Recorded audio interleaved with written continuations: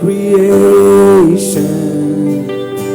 now revealed in you are Christ. What a beautiful name it is. What a beautiful name it is. The name of Jesus Christ my King. What a beautiful name it is. Nothing compares to this. What a beautiful name it is. The name of Jesus.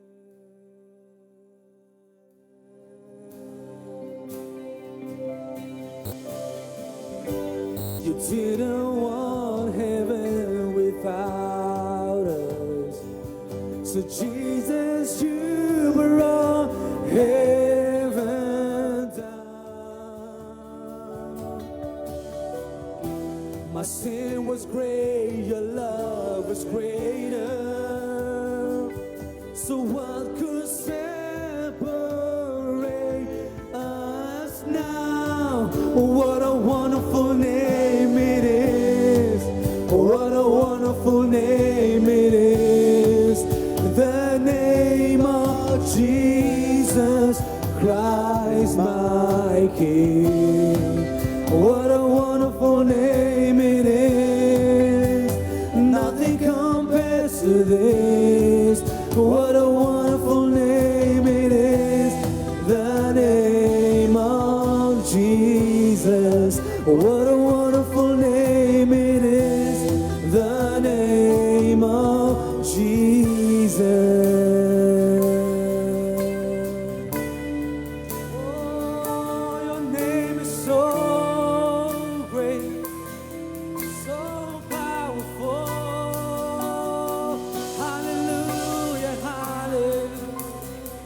Oh, we worship you, Lord. Yeah, yeah. Oh, death could not hold you. The veil tore before you. You silenced the boast of sin and grave. The heavens are roaring the praise of your glory. For you are raised to life again. You have no rival. You have no equal. Now and forever, God, you reign. Yours is the kingdom. Yours is the glory. Yours is the name above all names. What a powerful name it is. What a powerful name it is. The name of Jesus Christ my King. What a powerful name it is. Nothing can stand against. What a powerful name it is. The name of. You have no rival. You have no rival. You have no equal. Now and forever, God, you reign. Yours is the kingdom. Yours is the glory. Yours is the name above all names. What a powerful name it is. What a powerful name it is. The name of Jesus Christ my King. What a powerful name it is. Nothing can stand against. What a powerful name it is. The name of Jesus. What a powerful name it is. The name of Jesus. sing again. Oh, what a powerful name it is, the name of Jesus. Oh, hallelujah. Hallelujah, your name is so great. Oh, thank you, Jesus. We get to praise you, we get to worship you.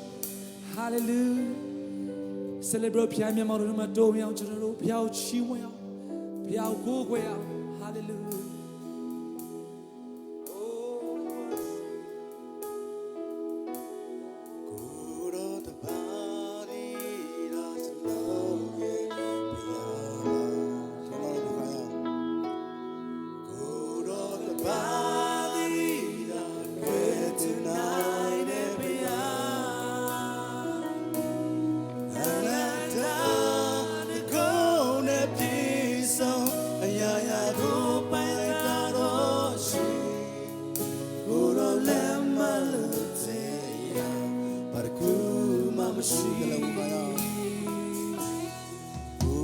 The body doesn't know yet.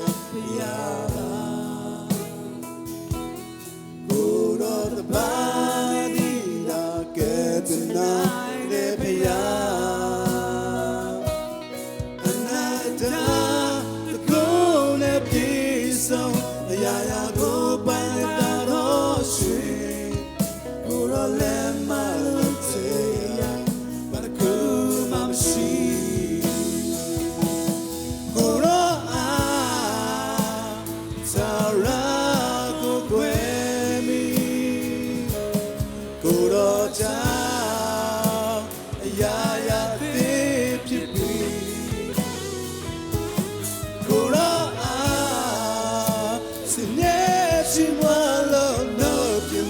Over me,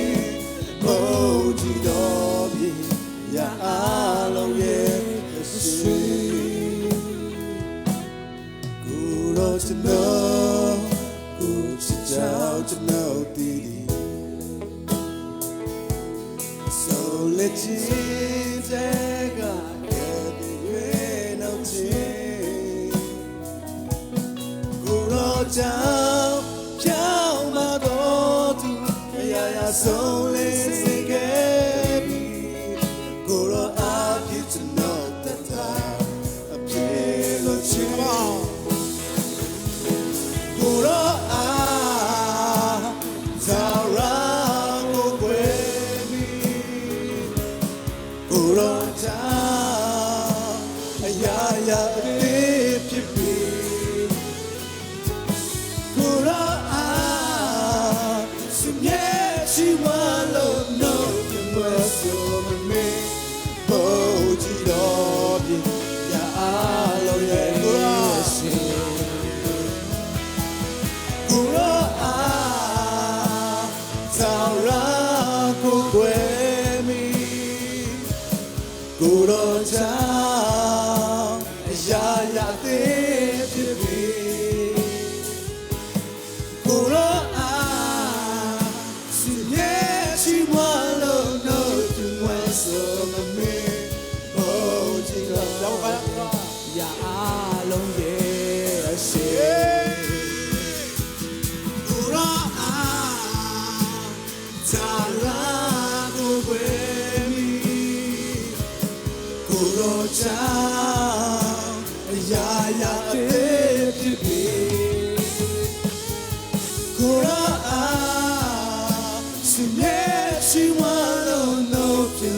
So me, oh, Jidobi, ya alo yes, oh, Jidobi, ya alo yes. Hallelujah, thank you, Jesus. Thank you, Jesus. Thank you, Jesus. Dice makana le piago Jesus tine chino atatare saka anayao. Alon pimesi mai thabi do piane kana le cheyu do. Piago Jesus tiao atatao saka anayao piale dore ma hallelujah. Oh, kro Jesus tine dine. Dima yaw shire do yaw sama kro kaunji pe mu ba. Oh, yaw santa ma kro dine la pian lo ma tu bene kro taro yaw san kro saka pyo do mu ba. Oh, kore nukbato api tatama kuwa pisere muba. Kaunji pisere muba. Hallelujah. Oh, kore ko Jesus tine direle. Oh, dapat aloma kore kaunji pere kore post sound kore ko Jesus tine. Hallelujah. Tara bita suri boma. Oh, tara tino boma kore ayan kaumye de kore ko Jesus tine. Hallelujah. Direle tara dima yaun yaun shidare kore ko sanga bare. Oh, yausna kore zakapi oro muba. Hallelujah. Oh, dima labro laka bama maya bana mapian sine koro. Oh, koro siya lare to kuku. Oh, tuntinche. Oh, ku api sire zagare. Oh, lampia me. Oh, nukbor api ku api sire muba. Hallelujah. Oh, koro ko Jesus tine. Koro tine yausne tu. Yausne taro ma koro kaunji beba lampia ba. Tanshino wenye no pia yausne tama niya yuro muba. Hallelujah. Koro ko niya beba itaro. Hallelujah. Koro ko Jesus ne. Kaunso koro ko chimo ne ko piesi pere. Hallelujah. Pian chimo hallelujah. Koro jam. Ya thim chiti. Koro Sinye chimo lo no chimo. Waso mami bonji do biye. Ya lo yeshi. Chimo Koro Zara kongwemi Koro ja Ya tepjeti Koro Asimye chiwalo no pimwe so mami Moji domi Ya alam yeshi. Hallelujah. Koro ko Jesus tine dinile. Kaunso ne kaunso chine pin simple koro ko aya pa lula so chimo ne koro pin simple koro ko Jesus tine jensiri achain ai pama koro kaunji pe mu ba dan lomna tata yaw sama koro kaunji pe mu ba Yesu nama ne koro su tong saka na ba Amen. Jo piao ai pa la ko tibi chimo ya. Hallelujah. ဖျားရှည်ကျေးဇူးတော်ကိုချီးမွမ်းတယ်ဖျားကိုအရပါရချီးမွမ်းရတာတကယ်ပဲဝမ်းမြောက်စရာဖြစ်ပါတယ်ပေါ့နော်လောကမှာကျွန်တော်တို့ဘာပဲလုပ်လို့ပေါ့နော်ဘယ်အရာပဲလုပ်လို့ဖျားသခင်ကိုချီးမွမ်းရတာတော့ကျွန်တော်တို့အားရတာမရှိပါဘူးပေါ့နော်အခုပါဝင်ပေးကြတဲ့အရောက်ချစ်စီတိုင်းပေါ်မှာလည်းဖျားရှင်ထူကောင်းကြီးပေးပါစေအခုချိန်မှာကျွန်တော်တို့နော်နည်းနည်းမိသားစုအတစ်လေးတွေကျွန်တော်တို့တွေ့ရတယ်ပေါ့နော်ကျွန်တော်နည်းနည်း message ချင်းအစီအစဉ်တစ်ခုလေးလုပ်ချင်ပါတယ်ပေါ့နော်အဲဒါကြောင့်ဒီအတင်းတော်မှာပထမဆုံးအနေနဲ့ပါဝင်လာကြတဲ့မိတ္တဟာရလာဖွဲ့တဲ့မိသားစုတွေရှိရင်ခဏလေးထားပြမှာပေါ့နော်ကျွန်တော်တို့ဘေကနဲ့လာတဲ့အကြောင်းပေါ့နော်နာမည်ဘလူခေါ်တဲ့အကြောင်းပေါ့နော်တစ်ချက်လောက်မိတ်ဆက်ပေးရအောင်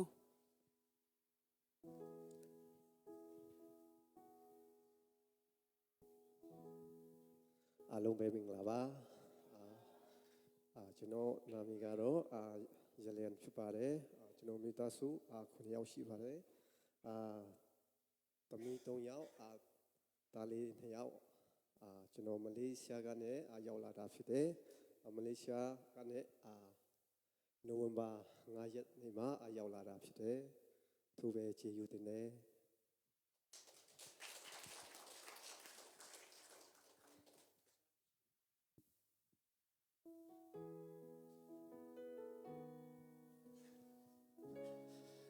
တကယ်ပဲဝမ်းမြောက်ပါတယ်ပေါ့နော်ဒီညီကိုရိုမီတာစုအနေနဲ့ပေါ့နော်မလေးရှားကနေရောက်လာပြီးမှဒီမှာသူတကွာမိတ္တဟာရဖွင့်ရတော့တရှိသေးလား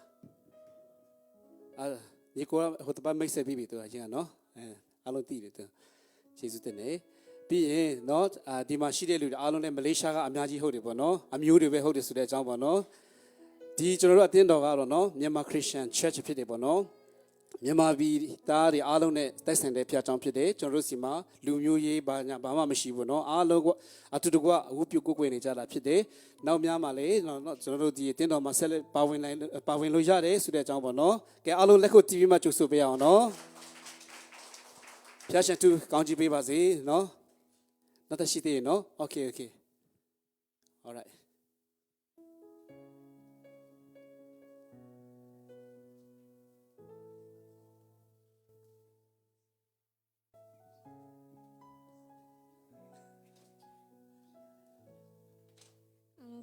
ကျမနာမည်လာမေဖြစ်ပါတယ်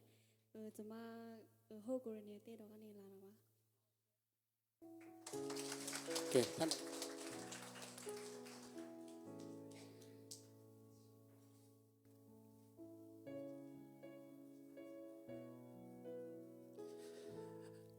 ဒီက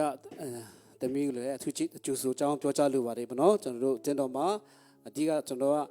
မြန်မာလူပဲကျွန်တော်တို့ကကိုးကွယ်တာဖြစ်တယ်ဗောနော်ကျွန်တော်တို့ရဲ့အစီအစဉ်အနေနဲ့တော့ကျွန်တော်တို့တနင်္ဂနွေနေ့တိုင်းမှာကျွန်တော်တို့ညနေပိုင်းတနာရီကနေစပြီးမှအစီအစဉ်ရှိတာဖြစ်တယ်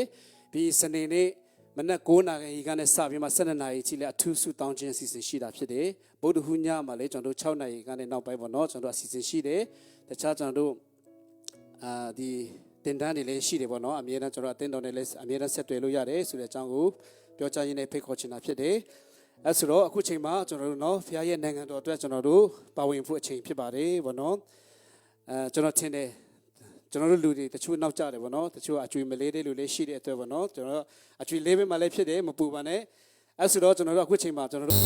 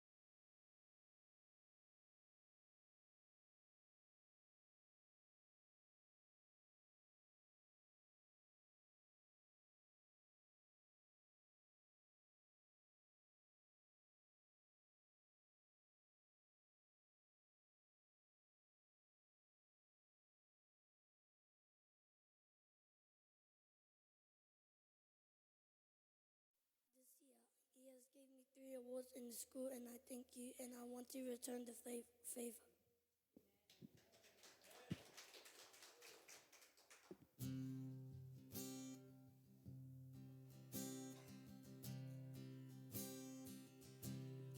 Feel like it was yesterday. I was praying for a miracle, scared to have a little hope. Now I'm looking back today, seeing all the things you've done. I can even add them up 1, 2, 3, up to infinity. Run out of numbers before I could thank you for everything. God, I'm still counting my blessings. All of you done for my life. More that I look in the details, the more of your goodness I find. Father, on this side of heaven, I know that I'll run out of time. I'll keep counting my blessings, knowing I can't count that high. I know that seasons ever last forever. So God, I remember all the reasons my heart has to be grateful. All the times you've been faithful to me. God, I'm still counting my blessings. All you done for my life. The more that I look in the details, the more of your goodness I find. Father, on this side of heaven, I know that I'll run out of time. I'll keep counting my blessings, knowing I can't count that high.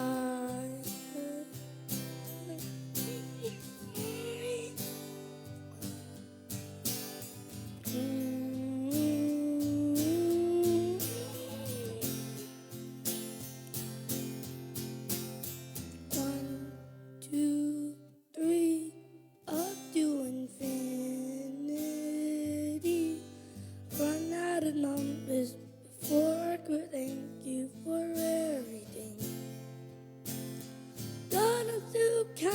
my blessings. Oh, you done for my life. The more that I look in the details, the more goodness I find. Father, on this side of heaven, I know that I'll run out of time. I keep counting my blessings, knowing I can't count the high.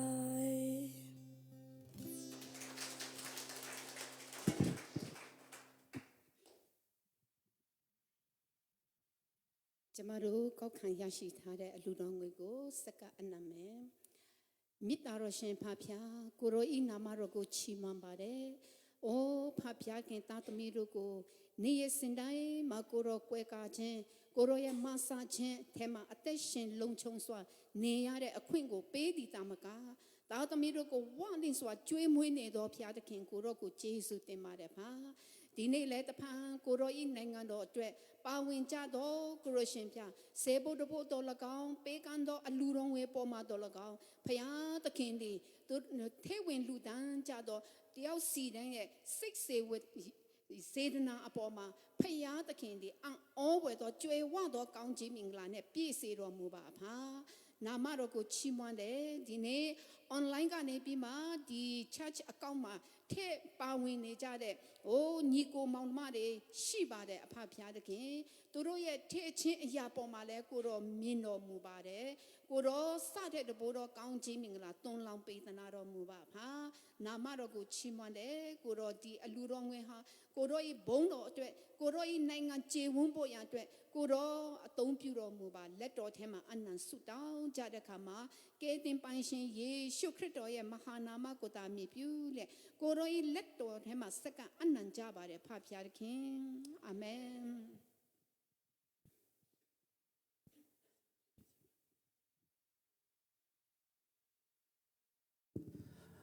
တပင်တိုင်းတချမ်းအဖြစ်ဒီစုချီးမွမ်းထားတဲ့တားလေးပေါ်မှာတော်၎င်းဒီနေ့အလူငွေများပါဝင်ပေးကြတဲ့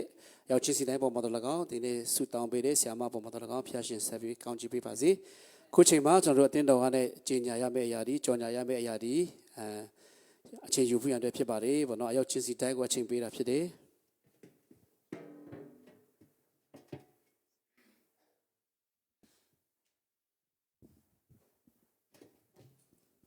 အားလုံးမင်္ဂလာပါအားလုံး Merry Christmas ပါတရားတော်မဟုတ်ဘောနော်ကြော်ညာဖို့တဲ့ဖြစ်ပါတယ်ဘောနော်ကျွန်တော်တို့ဒီပြီးခဲ့တဲ့ပတ်မှာပေါ့နော် Friday နဲ့ Saturday ပေါ့နော်ကျွန်တော် Carol သွားတာဖြစ်ပါတယ်တကယ်ပဲဖခင်ရဲ့ကြီးမားတော်မှုကိုကျွန်တော်တွေ့ရတာဖြစ်ပါတယ်တကယ်ပဲပေါ့နော်ကျွန်တော်ကြားရတဲ့သူလဲအယံဝမ်းတာတယ်ဆိုကြားရတယ်ပေါ့နော်ကျွန်တော်ဒီလိုမျိုး Christmas တည်ကောင်းကိုမကြားဘူးတဲ့လူတွေအများကြီးရှိတယ်ပေါ့နော်ဒါကျွန်တော်အဓိကကြော်ညာချင်ပါလဲဆိုတဲ့အခါမှာကျွန်တော်အမြဲတမ်း Friday နဲ့ Saturday ပေါ့နော်အဓိကထားပြီးမှကျွန်တော် Carol သွားနေတာဖြစ်ပါတယ်အဲ့ဒီထဲမှာပေါ့နော်အဓိကဖခင်ကိုမရတဲ့သူတွေရှိမှကျွန်တော်ပူသွားတာဖြစ်ပါတယ်ဒါကျွန်တော်ဖိတ်စာအများကြီးပေးထားတယ်ပေါ့နော်အဲ့ဒီဖိတ်စာတွေကိုကျွန်တော်အခုလာမဲ့တောက်ကြစနေညကျွန်တော်မှာအိမ်မရသေးဘူးပေါ့နော်ဒါကြောင့်ကျွန်တော်စူးစမ်းပြီးမှဖိတ်ကြရအောင်ဆိုမှအထူးပဲပြန်လည်တစ်ပါးချိန်ညာချင်တာဖြစ်ပါတယ်ပေါ့နော်ကျွန်တော်ကိုယ့်ရဲ့နိစ္စတဲ့နေရာမှာပေါ့နော်အဓိကတော့ဖခင်ကိုမသိတဲ့မိသားစုတွေရှိတဲ့အခါမှာကျွန်တော်တို့ကဖိတ်ပြီးမှဒီကနေ့ဒီလဟာအိမ်မသားမရေးကြည့်တာဖြစ်ပါတယ်ဘာဖြစ်လို့လဲဆိုတဲ့အခါမှာကျွန်တော်ကေတင်တော်ရှင်ယေရှုခရစ်တော်မွေးဖွားလာပြီဆိုလို့စာကိုခနဲ့ကဘာကနေတတ်မှတ်ပြီးမှဝါမြောက်လဲပေါ့နော်ကျေးဇူးတော်ချီးမွမ်းတဲ့လဖြစ်ပါတယ်အဲ့ဒီထဲမှာကျွန်တော်လည်းအားလုံးဝါမြောက်စွာပေါ့နော်ဒီကနေ့တတိကောင်းဝေငှနိုင်ဖို့ရတဲ့အိမ်မသားမရေးကြည့်တာဖြစ်ပါတယ်အဲ့ဒီတတိကောင်းဝေငှနိုင်ဖို့လည်းတယောက်တည်းလည်းမရဘူးပေါ့နော်လို့ကျွန်တော်တို့ကပေါဝင်လဲပေါ့နော်ကျွန်တော်ဆက်ကကြရအောင်ဆိုပြီးအထူးပဲကြော်ညာချင်တာဖြစ်ပါတယ်ပေါ့နော်ဒါကြောင့်ကျွန်တော်ဒီမှာဒီကနေ့ရောက်လာတဲ့ဓမ္မမိတ်ဆွေတွေအားလုံးလဲပေါ့နော်ကိုတီးတဲ့မိသားစုလေးတွေပေါ့နော်တကယ်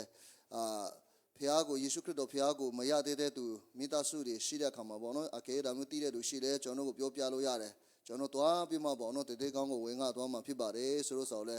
သတ်စီပြီးမှဒီနေ့ဖိတ်ခေါ်ရင်းနဲ့ကြော်ညာချင်တာဖြစ်ပါတယ်ပေါ့နော်အားလုံးကိုဖခင်ကောင်းချီးပေးပါစေ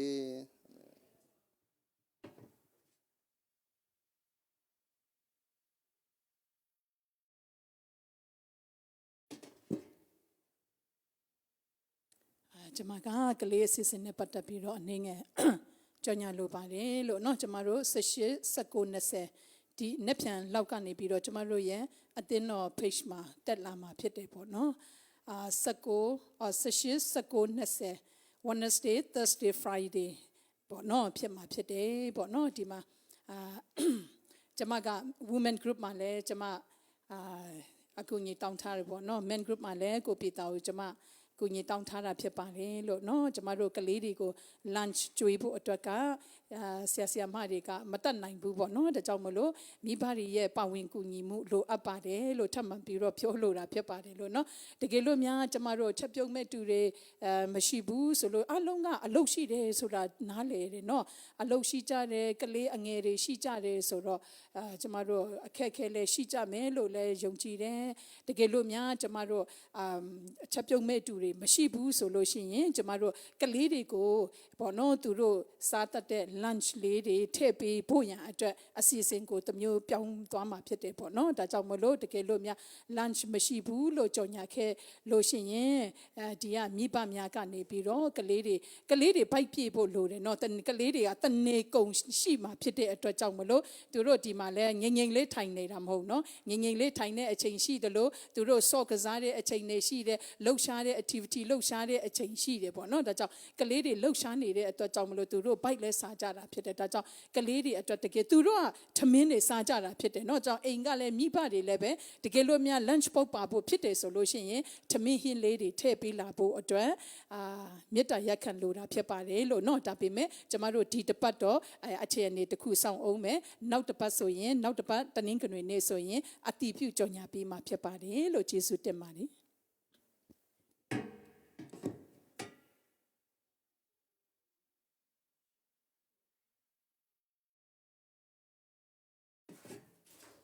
ကျွန်တော်တို့အတီးပေးတော့တဲ့အရာတွေကိုလည်းကျွန်တော်မှတ်ထားရအောင်ပေါ့နော်အဲ့ဒီကလေးဟိုတင်တန်းမှာကြတော့ကျွန်တော်တို့နော်16 20ဆိုရင်တော့တရက်လောက်နားလို့ရရင်ရတယ်ပေါ့နော်အားလုံးတော့နားဖို့မဖြစ်နိုင်ဘူးလေနော်အဲ့ဆိုတော့မိမိအစဉ်ပြေတဲ့ရက်ကိုကျွန်တော်တို့ဆရာမတို့စီမှာအကြောင်းကြားပေးမှာပေါ့နော်ပါဝင်ပေးမယ်ဆိုတဲ့အရာကိုအဲ့လိုမျိုးဆက်သွေးပေးရင်ပိုကောင်းတယ်ပေါ့နော်နောက်တစ်ခုကျတော့ကျွန်တော်တို့လောလောဆယ်တော့နော်နည်းနည်းအပြောင်းလဲတွေလည်းရှိတယ်ပေါ့နော်ဘာဖြစ်လို့လဲဆိုတော့ကျွန်တော်တို့ကလေးတွေရဲ့ safety ကအရင်အရေးကြီးတယ်ပေါ့နော်အဲ့ဒါကြောင့်ကျွန်တော်တို့အခုဒီဘက်ကနေစပြီးမှာပေါ့နော်အပတ်တိုင်းကျွန်တော်တို့ဒီဖျားเจ้าမှာကလေးတွေနဲ့ပတ်သက်ပြီးမှလုံခြုံရေး2ယောက်တာဝန်ပေးတယ်ပေါ့နော်တစ်ပတ်ကို2ယောက်အဲ့လိုဆရာအဖြစ်တာဝန်ပေးလာမှာဖြစ်တယ်အဲ့ဒီအပေါ်မှာကျွန်တော်တို့လိုက်နာပြီးမှနော်ကိုတာဝန်ကြတဲ့အလေးမှာကျတော့တေချာလေးဂရုစိုက်ပြီးမှအပြင်မှာလေးကြီးရအောင်အထင်းမှာလေးကြီးရအောင်အထူးသဖြင့်ဒီကားတွေအဝင်ထွက်လို့တဲ့နေရာမှာပေါ့နော်ပြီးရင်အခုကနေစပြီးမှကျွန်တော်တို့ဒီဖက်ကိုကားမရက်ဘူးကျွန်တော်တို့အဲ့လိုမျိုးပြောထားတယ်ပေါ့နော်ဘာဖြစ်လို့လဲဆိုတော့ကျွန်တော်တို့ဝတ်အစီအစဉ်ပြီးတဲ့ခါမှာလည်းကျွန်တော်တို့ဒီဖက်မှာစားတော့ဆရာတွေလည်းမှာစားကြတယ်ပြီးကလေးတွေလည်းဒီဖက်မှာများတော့အဖြစ်ကလေးတွေစော့ကြတယ်ပေါ့နော်အဲ့ဆိုတော့ကားတွေဒီဖက်မှာအများကြီးရှုံနေကျွန်တော်တို့တစ်ခါတလေကလေးတွေပါစောတဲ့ခါမှာလည်းထိတော့တဲ့ခါလည်းရှိတတ်တယ်ပေါ့နော်အဲ့တော့ကျွန်တော်ဘာမှမဖြစ်ခင်ကျွန်တော်တို့ကကြိုတင်ပြင်ဆင်တဲ့အနေနဲ့ဒီဖက်ကိုတော့ကျွန်တော်တို့ကားမရက်ခိုင်းတော့ဘူးပေါ့နော်ဒီနေ့အဲ့လိုမျိုးပြောထားတဲ့နေ့မှာပဲကျွန်တော်မြို့သမီးကဟိုမှာရက်ထားတယ်ပေါ့နော်ဒါပေမဲ့အခုရွှေ့ခိုင်းလိုက်ပြီပေါ့နော်နောက်ဆိုလည်းအားလုံးကျွန်တော်တို့စီးတွေပါတယ်မတားတော့ဘူးเนาะဒီကြော်ညာပေးမယ်ဒါပေမဲ့ရက်လို့ရှိရင်လည်းပစ္စည်းတွေပါတယ်ပါလို့ရှိရင်တော့ဒီအထိလာလို့ရတယ်ပေါ့เนาะပြီးပစ္စည်းတွေချပြီးမှကျွန်တော်တို့ဟိုဘက်မှာပဲပြန်ထားပေးအောင်ပေါ့เนาะသူကျေးဇူးတင်ပါတယ်အခုချိန်မှာကျွန်တော်တို့ဆူတောင်းကန်ချက်တွေရှိရင်လေကျွန်တော်တို့ဒီချိန်မှာပြောလို့ရတယ်ပေါ့เนาะအထူးသဖြင့်ဆူတောင်းဖို့ရန်အတွက်အထူးဆူတောင်းဖို့ရန်အတွက်ဖြစ်ပါတယ်ပေါ့เนาะဒီအစီအစဉ်ကိုကျွန်တော်တို့ချစ်ခင်ရတဲ့ဆရာမအဘူအဖြစ်ဦးဆောင်တော်မှာဖြစ်တယ်ဆရာမကိုအချိန်ပေးပါတယ်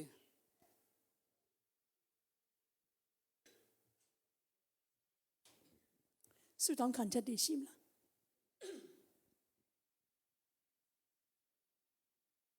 ဆူတောင်းခံချက်တွေရှိမလားမရှိတော့နော်ဆူတောင်းဖို့အတွက်ကကျမတို့ပထမတစ်ချက်ကဆရာမမာလာအတွက်ဆူတောင်းပေးရအောင်နော်ဆရာမမာလာဒီနေ့အထိမတက်တာသေးဘူးဖြစ်တယ်ပေါ့နော်အခုဆိုရင်သူ့ယောက်ျားပါပက်ထရစ်ပါကိုရီပူပြီးတော့ဖြားနေတယ်ပေါ့နော်ဆရာမကိုသူပြုစုတဲ့အချိန်မှာအဲ့လိုသူလည်းပဲပြန်ပြီးတော့ဖြားနေတာဖြစ်တယ်ပေါ့နော်ဒါကြောင့်မလို့ဆရာမမာလာနဲ့ပက်ထရစ်အတွက်ကိုကျမတို့တတိယဆူတောင်းပေးကြရအောင်လို့နော် ပြီးလို့ရှိရင်ကျမတို့အမိမြန်မာပြည်အတွက်ဆုတောင်းကြမယ်နော်ဒီအချိန်မှာတက္ကပါလုံးကပျော်ရွှင်နေတဲ့အချိန်ဖြစ်တယ်နော်ခရစ်စမတ်အချိန်ယေရှုခရစ်တော်ဘုရားမွေးဖွားလာတဲ့အချိန်အခါမှာတက္ကပါလုံးလူသားအလုံးပျော်ရွှင်နေတဲ့အချိန်မှာဒုက္ခရောက်နေတဲ့သူတွေကျမတို့အမိမြန်မာနိုင်ငံမှာပြင်လင်စစ်ပြေးနေတဲ့သူတွေစောင်းဆရာတောက်ဆရာမရှိနော်ငတ်မခေါင်းပါနေတဲ့သူတွေမြောက်များစွာဒုက္ခဆင်းရဲနဲ့ကြုံတွေ့နေရတဲ့သူတွေဖြစ်တယ်ရှိတယ်ပေါ့နော်ဒါကြောင့်မလို့ကျမတို့အမိမြန်မာပြည်အတွက်ဆုတောင်းကောင်းချီးပေးကြရအောင်ပြီးလို့ရှိရင်ဖြာနာနေတဲ့သူတွေကျမတို့ယောဂါတွေကျမတို့နာမည်မခေါ်နိုင်ပေမဲ့အခုချိန်မှာဒီ local ဆေးရုံမှာပြင်လင်အများကြီးနော်ဖြာနာနေတဲ့သူတွေရှိတယ်နော်ဒါကြောင့်မလို့ကျမတို့သူတို့အတွက်လည်းကျမတို့ဆုတောင်းပေးရအောင်ဆေးရုံအကြီးအငယ်တွေမှာမိမိရဲ့အိမ်တွေမှာနော်လေးလျောင်းပြီးတော့ဖြာနာနေတဲ့သူတွေနော်တေမဲ့နေ့ရက်ကိုပဲစောင့်ပြီးတော့စိတ်တကြပြီးတော့ရှိနေတဲ့သူတွေလည်းပဲမြောက်များစွာရှိမှာဖြစ်တယ်ကျမတို့အားလုံးအတွက်တတိယဆုတောင်းပေးရအောင်ဒီအချိန်မှာကဘာနဲ့တဝန်းမှာ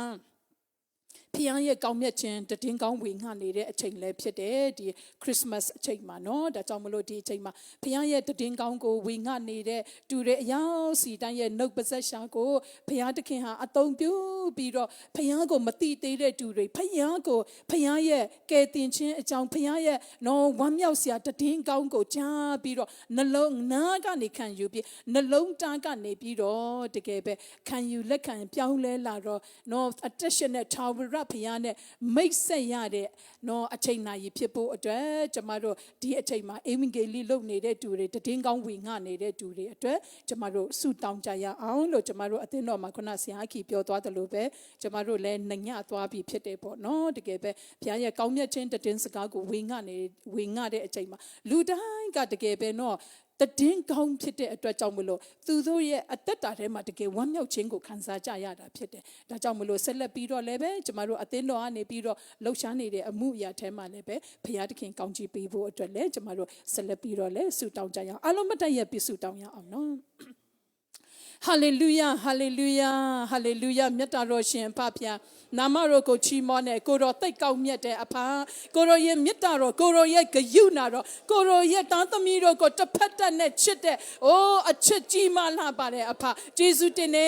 အဖမြတ်စွာတော်ဘုရားတခင်ဒီကနေ့ဒီတောင်တာသမီတော်ကိုအသက်ရှင်ရတဲ့အခွင့်ကိုပေးဒီတာမကနေရစင်တိုင်းမှာလည်းပဲကိုတော်နဲ့အတူအိုးအသက်ရှင်လောက်ရှာသွားလာနိုင်ရတဲ့အခွင့်ကိုပေးတယ်မြေတံကိုတော်ကိုချီးမွမ်းရတယ်ကိုးကွယ်ရတယ်ဒါဟာကိုတော်ပေးတဲ့ဆုယေရှုတတ်ဖြစ်တယ် Hallelujah ဖျားကိုတော်ရဲ့ယေရှုတော်ချီးမွမ်းတယ်။အိုးအဖဖျားကိုတော်ရဲ့နာမတော်ကပါဆက်ဆက်မိန်ကလာရှိ၍ပုံကြီးပါစေတော့ဒီညမှာလည်းပဲဒီညနေခင်းမှာလည်းသာသမီတဆုတော်ဟာကိုတော်ရဲ့အိမ်တော်ထဲမှာဆုယုံလဲကိုတော်အတူတကွကိုးကွယ်လဲပြည့်ဝလဲအိုးကိုတော်ချီးမွမ်းကိုးကွယ်ကြတာဖြစ်တယ်။သာသမီတော်ရဲ့အလဲမှာအလုံးလုံးမဲ့ဖျားသာသမီတော်ရဲ့အလဲမှာလှူရှာတဲ့တန်ရှင်တော်ဝိညာဉ်တော်ဖျားကိုတော်နာမတော်ပုံကြီးပါစေဟာလေလုယာမြတ်တော်ရှင်အဖာဒီကနေ့မှာသာသမီတော်ကိုတော်ကိုလွတ်လွတ်လပ်လပ်ကိုကွယ်ချီးမွမ်းရတာဖြစ်တယ်ယနေ့ကပန်းတဲ့တော်ဝန်လုံးမှာကိုတော်ကိုမကိုးခွဲနိုင်တဲ့တူတယ်ဒုက္ခဆင်းရဲအမျိုးမျိုးခံစားပြီးတော့အိုးကိုတော်ကိုအချိန်မပေးနိုင်တော့တူများ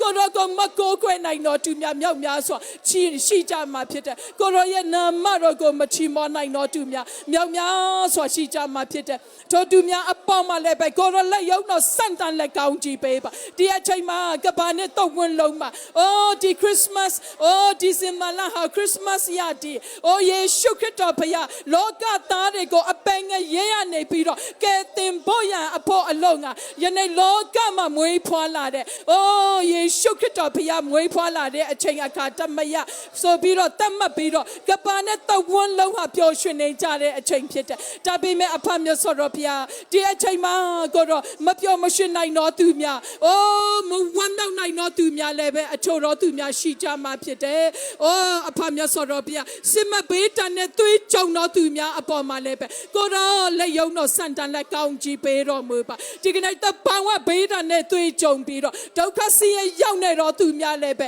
မြောက်များစွာရှိကြမှာဖြစ်ပါတယ်။ယနေ့ဘေးစစ်မဘေးတန်နဲ့သွေးကြုံပြီးတော့တောင်ပေါ်တောင်အောက်အိုးအဖမြတ်စွာတော်ဘုရားတောကြုံတောင်ကြားတွေမှာအိုးဘုံခု နေတဲ့သူတွေလည်းပဲမြောက်များစွာရှိကြမှာဖြစ်ပါတယ်ထိုသူများအပေါ်မှာလည်းပဲကိုရောလက်ယုံတော်စံတန်လက်ကောင်းကြီးပေးတော်မူပါဒီကနေ့ဖျားနာလက်အိုးကိုရောကိုမချီမောနိုင်တော့သူများလည်းပဲအိုးဖာမြတ်စွာတော်ဘုရားတခင်မြောက်များစွာတော်သူရှိကြမှာဖြစ်တယ်ထိုသူများအပေါ်မှာလည်းပဲကိုရောလက်ယုံတော်စံတန်လက်ကောင်းကြီးပေးတော်မူပါအနာကိုငြိမ်းစေတော်ဘုရားကိုရောဖြစ်ကြောင်းကိုအိုးတတိယလက်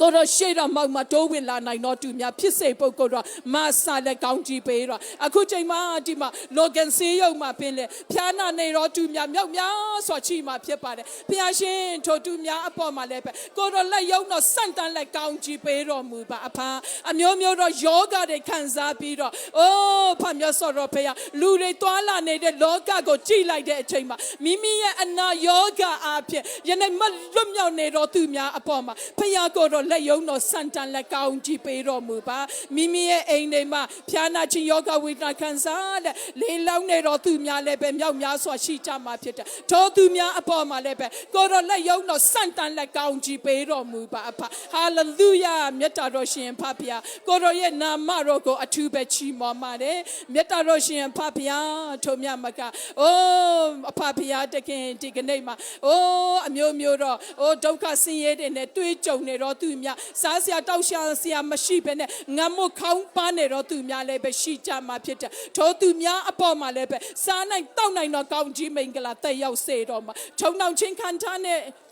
ခံချရတော့သူများယနေ့ငင်းပန်းနိုင်ဆက်ခြင်းကိုခံနေတော့သူများအရောက်စီတိုင်းအပေါ်မှာလည်းပဲကိုတော်လက်ယုံတော်စန့်တန်လက်ကောင်းကြီးပေးတော်မူပါအိုးမြတ်တော်ရှင်ဖဖျားတကယ်အိုးတက်ကြီးရွယ်အိုးတဲ့ယနေ့ဖျားရှင်အိုးအရောက်စီတိုင်းအပေါ်မှာလည်းပဲကိုတော်လက်ယုံတော်စန့်တန်လက်ကောင်းကြီးပေးပါမိဘမဲတွေအဖေမေဆိုပြီးတော့ခေါ်စရာမရှိတဲ့မိဘမဲတွေလည်းပဲကဘာကြီးထဲမှာမြောက်များစွာရှိပါတယ်ထိုသူတွေရဲ့အိုးမိဘလည်းကိုတော်ပဲဖြစ်ကြောင်းကိုသိရှိနားလေစေပါအဖဟာလေလုယာမြတ်တော်ရှင်ဖဖျားဒီအချိန်မှာဖမြတ်စွာတော်ဘုရားကဘာနဲ့တဝန်းလုံးမှာကိုရရဲ့ကောင်းမြတ်ချွန်းတင်းစကားကိုဝေငှနေတဲ့သူတွေလည်းပဲမြောက်များစွာရှိပါတယ်အဖမြတ်စွာတော်ဘုရားတကယ်ဒီကနေ့ကိုရရဲ့ကောင်းမြတ်ချွန်းတင်းစကားဝေငှနေတော့သူများအိုးအရောက်စီတိုင်းရဲ့နှုတ်ပါဇက်ရှာကိုဘုရားကိုတော့အငန်းအဖြစ်အသုံးပြုပြီးတော့အိုးဖမြတ်စွာတော်ဘုရားကိုရရဲ့ကောင်းမြတ်ခြင်းကိုအိုးလူတကလူမျိုးတကမှာသွားရောက်ပြီးတော့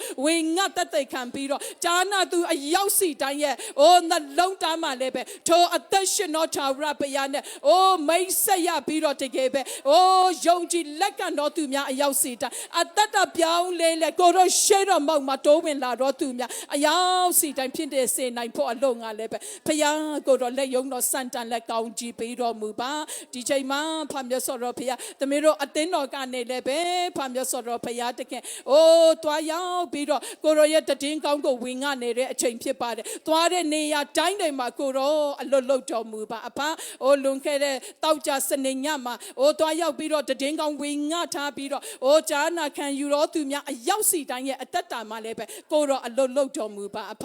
အိုးကောင်းတော်မြေမှာချပြီးတော့အိုးမျိုးအောင်တော်အတိဖြစ်စေနိုင်ဖို့အလို့ငါကိုရောလက်တော်ထဲမှာစက္ကအနံပါတယ်ဟာလေလုယာမြတ်တော်ရှင်ဖဖျားနာမတော်ကိုချီးမွမ်းနေထုံမြမကယနေ့သမီးတို့အသင်းတော်အတွက်လည်းပဲအမြဲတမ်းကိုတော့လက်တော်ထဲမှာစက္ကအနံပါတယ်အသင်းတော်လည်းပဲကိုတော့အမြဲတမ်းဆွဲခေါ်နေတဲ့အတွက်ကိုတော့အမြဲတမ်းကွဲကစောင့်မနေတဲ့အတွက်ယေရှုတင်နေဒီကနေ့အသင်းတော်မှာရှိတဲ့အမှုတော်ဆောင်များတင်ထောက်လူကြီးများ EC ကော်မတီများယနေ့ကဏ္ဍအတီးဒီမှာပါဝင်စက္ကနေတော်သူများအသင်းသူအသင်းသားများမိတ္တဟာယလာရောက်ပါဝင်တော်မိသားစုများအားလုံးအပေါ်မှာကိုတော့ဖျားထန်တော်ပါမှာလက်ယုံတော်စန့်တန်လက်ကြွယ်ဝတော့ကောင်းကြီးမင်္ဂလာအရောက်စီတိုင်းအပေါ်မှာတက်ရောက်စေတော်မူပါအမြဲတမ်းဝမ်းမြောက်ခြင်းငြိမ်သက်ခြင်းနဲ့ပြည့်စုံစေတော်မူပါဟာလေလုယာဖမြတ်စွာတော်ဘုရားသားသမီးတို့ဒီမှာရှိတဲ့သားသမီးတို့အိမ်ထောင်မိသားစုအတီးဒီမှာကလေးငယ်အရောက်စီတိုင်းကိုလည်းယေရှုနာမ၌ဆုတောင်းကောင်းကြီးပေးတယ်အဖဒီအချိန်မှာအချို့တော့ကလေးတွေဟာကြောင်ပိတ်သွားပြီဖြစ်တယ်အချို့တော့ကလေးတွေဟာလာမယ့်အပတ်တပတ်သူ သူတို့ကြောင့်တက်ရအောင်မှဖြစ်တယ်ဖခင်တခင်ကိုတော့လက်ယုံတော့စန့်တန်လက်ကောင်းကြည့်ပေးတော်မူပါအိုးမြတ်တော်ရှင်ဖခင်တခင်ဒီကနေ့အိုးတန်သမီးတို့အခုလာမဲ့18-19-20 ရက်တာမှာလည်းပဲတာသမီးတို့ဒီအိုး kiss camp ကိုလောက်ကြမှာဖြစ်ပါတယ်ဖခင်ရှင်ဒီအမှုအရာကိုလည်းကိုတော့လက်တော်ထဲမှာစက္ကန့်အနံပါတယ်အဖမြတ်စွာဘုရားတာသမီးတို့ရဲ့လှုပ်ဆောင်ခြင်းအမှုအရာဟာအချီးအနေမဟုတ်ပဲနဲ့ဒီ3ရက်တာမှာကလေးတငယ်တွေအိုးကိုရောရဲ့အိုးနှုတ်ကပတ်တော်တမန်တရားများကိုကြားနာရတဲ့အချိန်မှာအိုးနာကနေကြားပြီးတော့နှ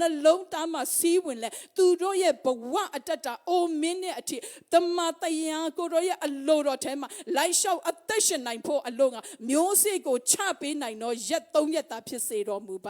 ါဟာလေလုယာကိုရောလက်တော်ထဲမှာစက္ကန့်အနံ့နဲ့တင်ကြပေးမဲ့ဆရာဆရာမတွေအရောက်စီတိုင်းအပေါ်မှာလည်းပဲဖယားသခင်တန်ရှင်တော်ဝိညာဉ်တော်ဖယားကနေပြီးတော့လမ်းပြပါအိုးတန်ရှင်တော်ဝိညာဉ်တော်ဖယားကိုတော့ဖွင့်ပြတဲ့အတိုင်းအိုးဒီကလေးတငယ်တွေကိုမျိုးစေ့ထည့်ပေးနိုင်ဖို့အလို့ငါကိုတော့မဆပါကောင်းကြီးပေးပါကျမ်းမာခြင်းလဲကိုတော့ပေးသနာတော်မူပ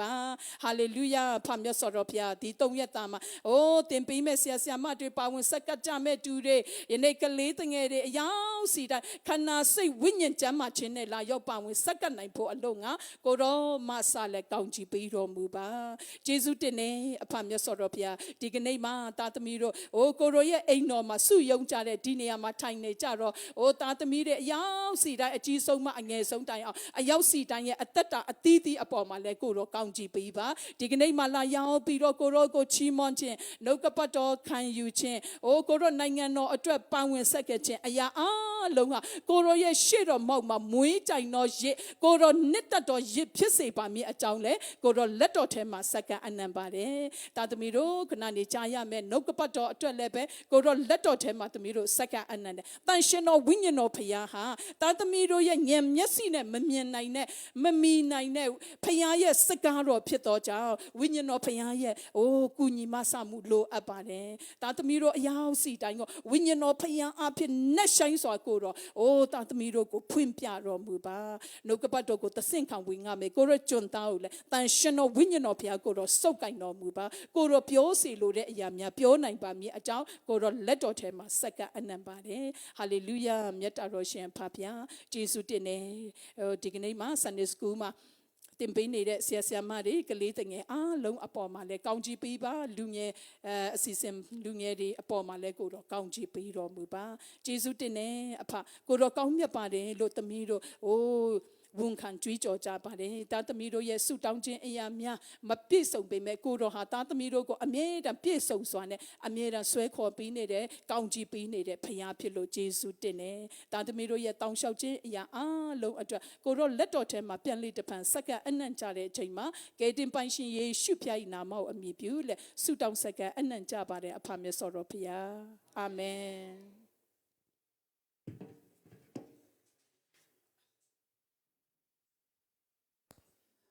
ကျွန်တော်တို့အထူးဆုတောင်းခြင်းစီစဉ်မှာအစီခံသွားတဲ့ဆရာမနဲ့အတူဆုတောင်းတော်ကြတဲ့ရောက်ချင်းစီတိုင်းပေါ်မှာလည်းဖျားရှင်ထူကောင်းကြီးပေးပါစေခုချိန်မှာဖျားရဲ့အသက်ရှင်တဲ့နှုတ်ကပတ်တော်ကိုကျွန်တော်တို့ကြားနာဖို့ရန်အတွက်ဖြစ်ပါတယ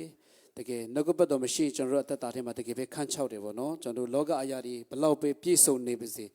နှုတ်ကပတ်တော်မရှိတဲ့အသက်တာအများကြီးတိတာတယ်ပေါ့နော်အရန်ခန့်ချောက်တဲ့အသက်တာဖြစ်တယ်နှုတ်ကပတ်တော်ဟာတကယ်ပဲကျွန်တော်တို့ရဲ့အထက်မှာအမြဲတမ်းလိုအပ်တယ်ပေါ့နော်တချိန်ကျရင်ကျွန်တော်နှုတ်ကပတ်တော်မကြားနိုင်တဲ့အချိန်ရောက်လာမယ်နော်ဒီလိုပဲပြောထားတယ်ပေါ့နော်ကျွန်တော်မလေးရှားမှာလည်းကျွန်တော်ကြုံခဲ့တယ်ပေါ့နော်တရုတ်တယောက်ကသူတည်တော့မယ်နော်သူတည်တော့မဲ့ဟာနိုင်ပိုင်းပဲလိုတယ်22နာရီလောက်ပဲသူကအဲ့လောက်ပဲဆရာဝန်ကသူ့ကိုပြောထားတယ်အဲ့ဒီချိန်မှာပဲသူ့ရဲ့အမဖြစ်တဲ့သူကကျွန်တော်ဆရာကိုဖုန်းဆက်လာတယ်ပေါ့နော်ဖခင်ရဲ့စကားကြားချင်တယ်ပေါ့နော်သူ့ရဲ့ဟိုဟာကိုသူ့မောင်လေးကိုနှုတ်ကပတ်တော်လာခေါ်ပေးပါတဲ့အဲ့လိုပြောလို့အဲ့ဒီကွာလာလမ်ပူစေယုံကြီးမှာတွားပြီးမှတွားခေါ်တာသူ့ရဲ့ဟိုဟာဒီထဲမှာကျိုးတွေနဲ့အကုန်လုံးတန်လန်းချိတ်ထားတယ်ပေါ့နော်ဆေးတွင်းထားတဲ့အရာတွေပေါ့နော်သူကအဲ့ဒီချိန်ကနောက်ဆုံးအချိန်နေဖြစ်နေပြီလေသူကအသက်ရှင်တဲ့အခါမှာသူနှုတ်ကပတ်တော်ကိုသူမဆာငတ်ခဲ့ဘူးဘုရားကိုမတိဘူးလားဆိုရင်သူတိတယ်ဒါပေမဲ့နောက်ဆုံးတော့သူတည်ဖို့ဖြစ်လာတဲ့အချိန်မှာပဲသူကဘုရားရဲ့နှုတ်ကပတ်တော်ကိုသူကြားချင်လာတယ်ပေါ့နော်အဲ့ဒီချိန်မှာသူ့ရဲ့ဆန္ဒအတိုင်းပေါ့နော်ဆရာကတွားပြီးမှသူ့ကိုသူကနားပဲနားထောင်နိုင်တယ်သူမပြောနိုင်တော့ဘူးသူပြောတာတော့အကုန်လုံးကြားတယ်ဆရာအဖြစ်သူ့ကိုအများအကြီးပြောပြခဲ့တယ်ပေါ့နော်သူရဲ့နောက်ဆုံးချိန်က နောက်တရက်မှဆိုသူဆုံးသွားတယ်ပေါ့နော်အဲ့ဆိုတော့ကျွန်တော်တို့အားပေးချင်တာကကျွန်တော်တို့ကအလကားရတဲ့အရာဆိုရင်ကျွန်တော်တို့ကတန်ဖိုးမထားတတ်တဲ့အရာတွေများစွာရှိတယ်ပေါ့နော်ကျွန်တော်ရဲ့အသက်တာထဲမှာကျွန်တော်ကအစားအလိုပဲဟုတ်တယ်ပေါ့နော်အဲ့ဆိုကျွန်တော်တို့ကနှုတ်ကပတ်တော်ခံယူတဲ့အခါမှာကျွန်တော်တို့တကယ်နော်ဘယ်လိုပြောအာယုံစိုက်မှကျွန်တော်ခံယူရအောင်ဘုရားကဒီနေ့ဘာကိုပြောချင်တာလဲပေါ့နော်ကိုယ့်အတွက်ပဲကိုခံယူဖို့ကျွန်တော်တိုက်တွန်းချင်တယ်ကျွန်တော်နှုတ်ကပတ်တော်ကျွန်တော်ဝင်ရတဲ့အချိန်မှာလည်းဖြစ်ဘယ်သူပဲဖြစ်ပေါ့နော်အပြင်ထွက်တယ်ကျွန်တော်တို့အထူးသဖြင့်ကျွန်တော်တို့ဟိုရော့အောင်ကျွန်တော်လုပ်ရအောင်ပေါ့နော်ကျွန်တော်တို့လူကြီးတွေဖြစ်တယ်ကလေးတွေရှေ့မှာလည်းကျွန်တော်တို့ကပုံတစ်တွေကောင်းပေးရမယ့်လူတွေဖြစ်တယ်ပေါ့နော်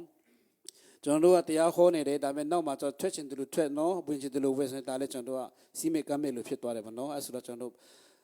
မထွက်မနေရအခြေအနေဆိုကျွန်တော်တို့ထွက်ရအောင်ပေါ့နော်ဒါပေမဲ့မထွက်လေရတဲ့ဟာကိုကျွန်တော်ခဏကျွန်တော်တို့မထွက်ကြဘူးကျွန်တော်တို့အဲ့လိုတောင်းဆိုချင်တယ်ကိုချိန်မှာကျွန်တော်တို့နောက်ကပတ်တော်အပြေးဝင်ငါတိုက်ကျွင်းပေးမဲ့လူသားကြတော့ကျွန်တော်ရဲ့တေဟုတ်ဆရာဖြစ်တဲ့တေခါတော်ရဆရာအခီဖြစ်ပါတယ်အားလုံးကျွန်တော်တို့ဆရာနဲ့အတူတရှင်တော်ဝိညာဉ်တော်ကိုကျွန်တော်လက်ခုပ် TV မှာကျွန်တော်ကြိုဆိုရအောင်အဆုံးထိဆရာအဖြစ်ကျွန်တော်တာဝန်ယူတော်မှာဖြစ်တယ်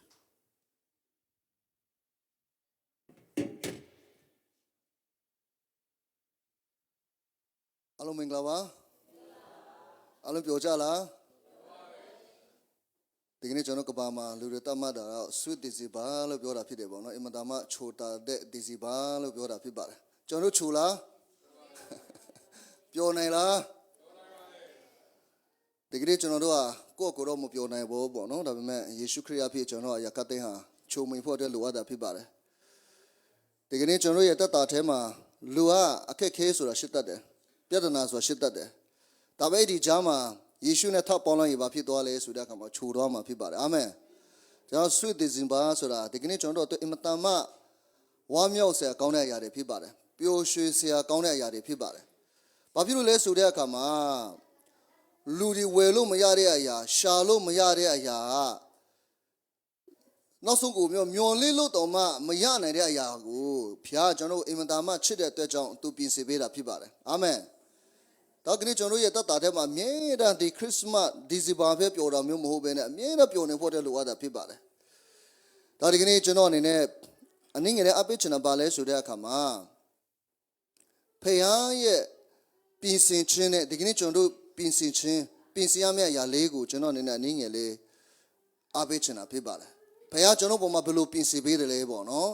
်ကျွန်တော်တို့ကဘယ်လိုပြင်ဆင်ရမလဲဆိုတဲ့အပိုင်းကိုကျွန်တော်အနေနဲ့လည်းအနည်းငယ်လေးအပေးချင်တာဖြစ်ပါတယ်ကျွန်တော်ခဏလေးဆုတောင်းချင်တယ်အဖကိုရောယေရှုတင်တဲ့နှုတ်ကပတ်တော်ဒီကိုရောရဲ့စကားဖြစ်တဲ့အတွက်ကြောင့်ကျွန်တော်ရဲ့နှုတ်ရှာပါးစပ်ကနေထွက်တဲ့ຢာတွေအားလုံးဟာလည်းဝိညာဉ်တော်ဘုရားနိုးဆော်တဲ့စကားဖြစ်စေတော်မူပါကိုရောကိုယ်တိုင်ဆရာအနေနဲ့လာလက်ဒီအချိန်မှာဒီကနေ့ကြားနာဖို့ရန်အတွက် ready ပြင်ဆင်နေတဲ့ကိုတာတာတင်မရရောက်စတဲ့ရဲ့တက်တာထဲမှာ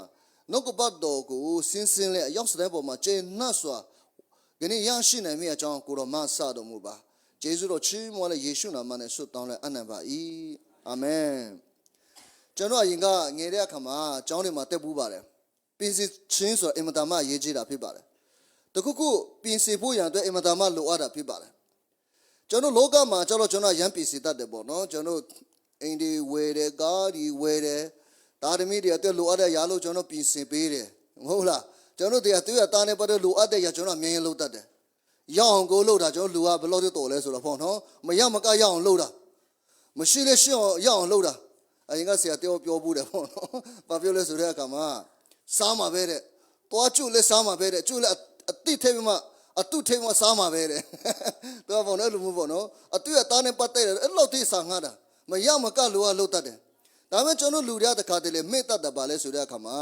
အတွင်းဝိညာဉ်နဲ့ပတ်သက်ပဲကျွန်တော်မေ့တတ်တာအသွေးဝိညာဉ်မှာပြင်ဆင်ရမယ့်အရာပိုပြီးမှအရေးကြီးတာထောင်ရနဲ့ရှင်တဲ့အရာဖြစ်ပါတယ်။အိုးတသက်လုံးခဏကျွန်တော်စုရမယ့်အရာဖြစ်ပါတယ်။ဒါမဲ့တော့ကြောက်တော့တခါတည်းကျွန်တော်မေ့တတ်တယ်။မေ့တတ်တယ်လည်းမို့အားလည်းနေတတ်တယ်။ဘာဖြစ်လို့လဲဆိုတဲ့အခါမှာကျွန်တော်ဒီမျက်စိနဲ့ကျွန်တော်မြင်လို့မရဘူး။မျက်စိနဲ့မြင်လို့မရတဲ့အပိုင်းကြောက်တော့လူကဘာလဲဆိုတော့နည်းနည်းပို့တတ်တယ်။မျက်စိနဲ့မြင်လို့ရတဲ့နေရာမှာကြောက်တော့ဆွဲကြည့်တယ်လည်းအကြီးကြီးဖြစ်လာတယ်ပေါ့နော်။လက်စွပ်တွေလည်းကောင်းစားအင်ဂျီလည်းကောင်းစားဖြစ်လာတာ။လူကမြင်နေတဲ့အပိုင်းမှာလေ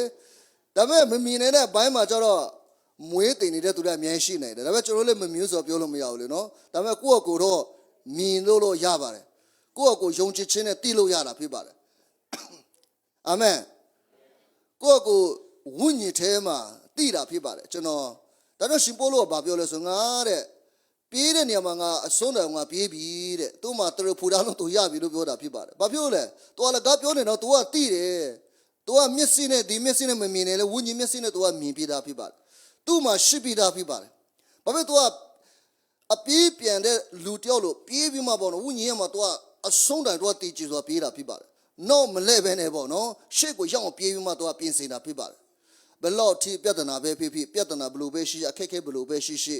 မစားရတဲ့ဖြစ်စေမတောက်ရတဲ့ဖြစ်စေသူ့မှာခဏခန္ဓာပိုင်းဆိုင်မှာ तू ကတကယ်ပဲအင်မတန်မှအဆင်ပြေတဲ့သူဖြစ်ပါတယ်။အခုခိတ်ပြောမယ်ဆိုအေးဆေးနေလို့ရပါတယ်ဝန်ကြီးတော်မှလုပ်လို့ရတယ်သူကပေါ့အေးဆေးနေပြီးမှသူစားလို့ရတယ်နေလို့ရတယ်ဝิญဉ်ရမှာဆိုသူတကယ်တင်းအုပ်ကြီးရုံးအုပ်ကြီးသူကလုပ်လို့ရတယ်ဒါပေမဲ့တော်ရဲ့တရားရာတွေ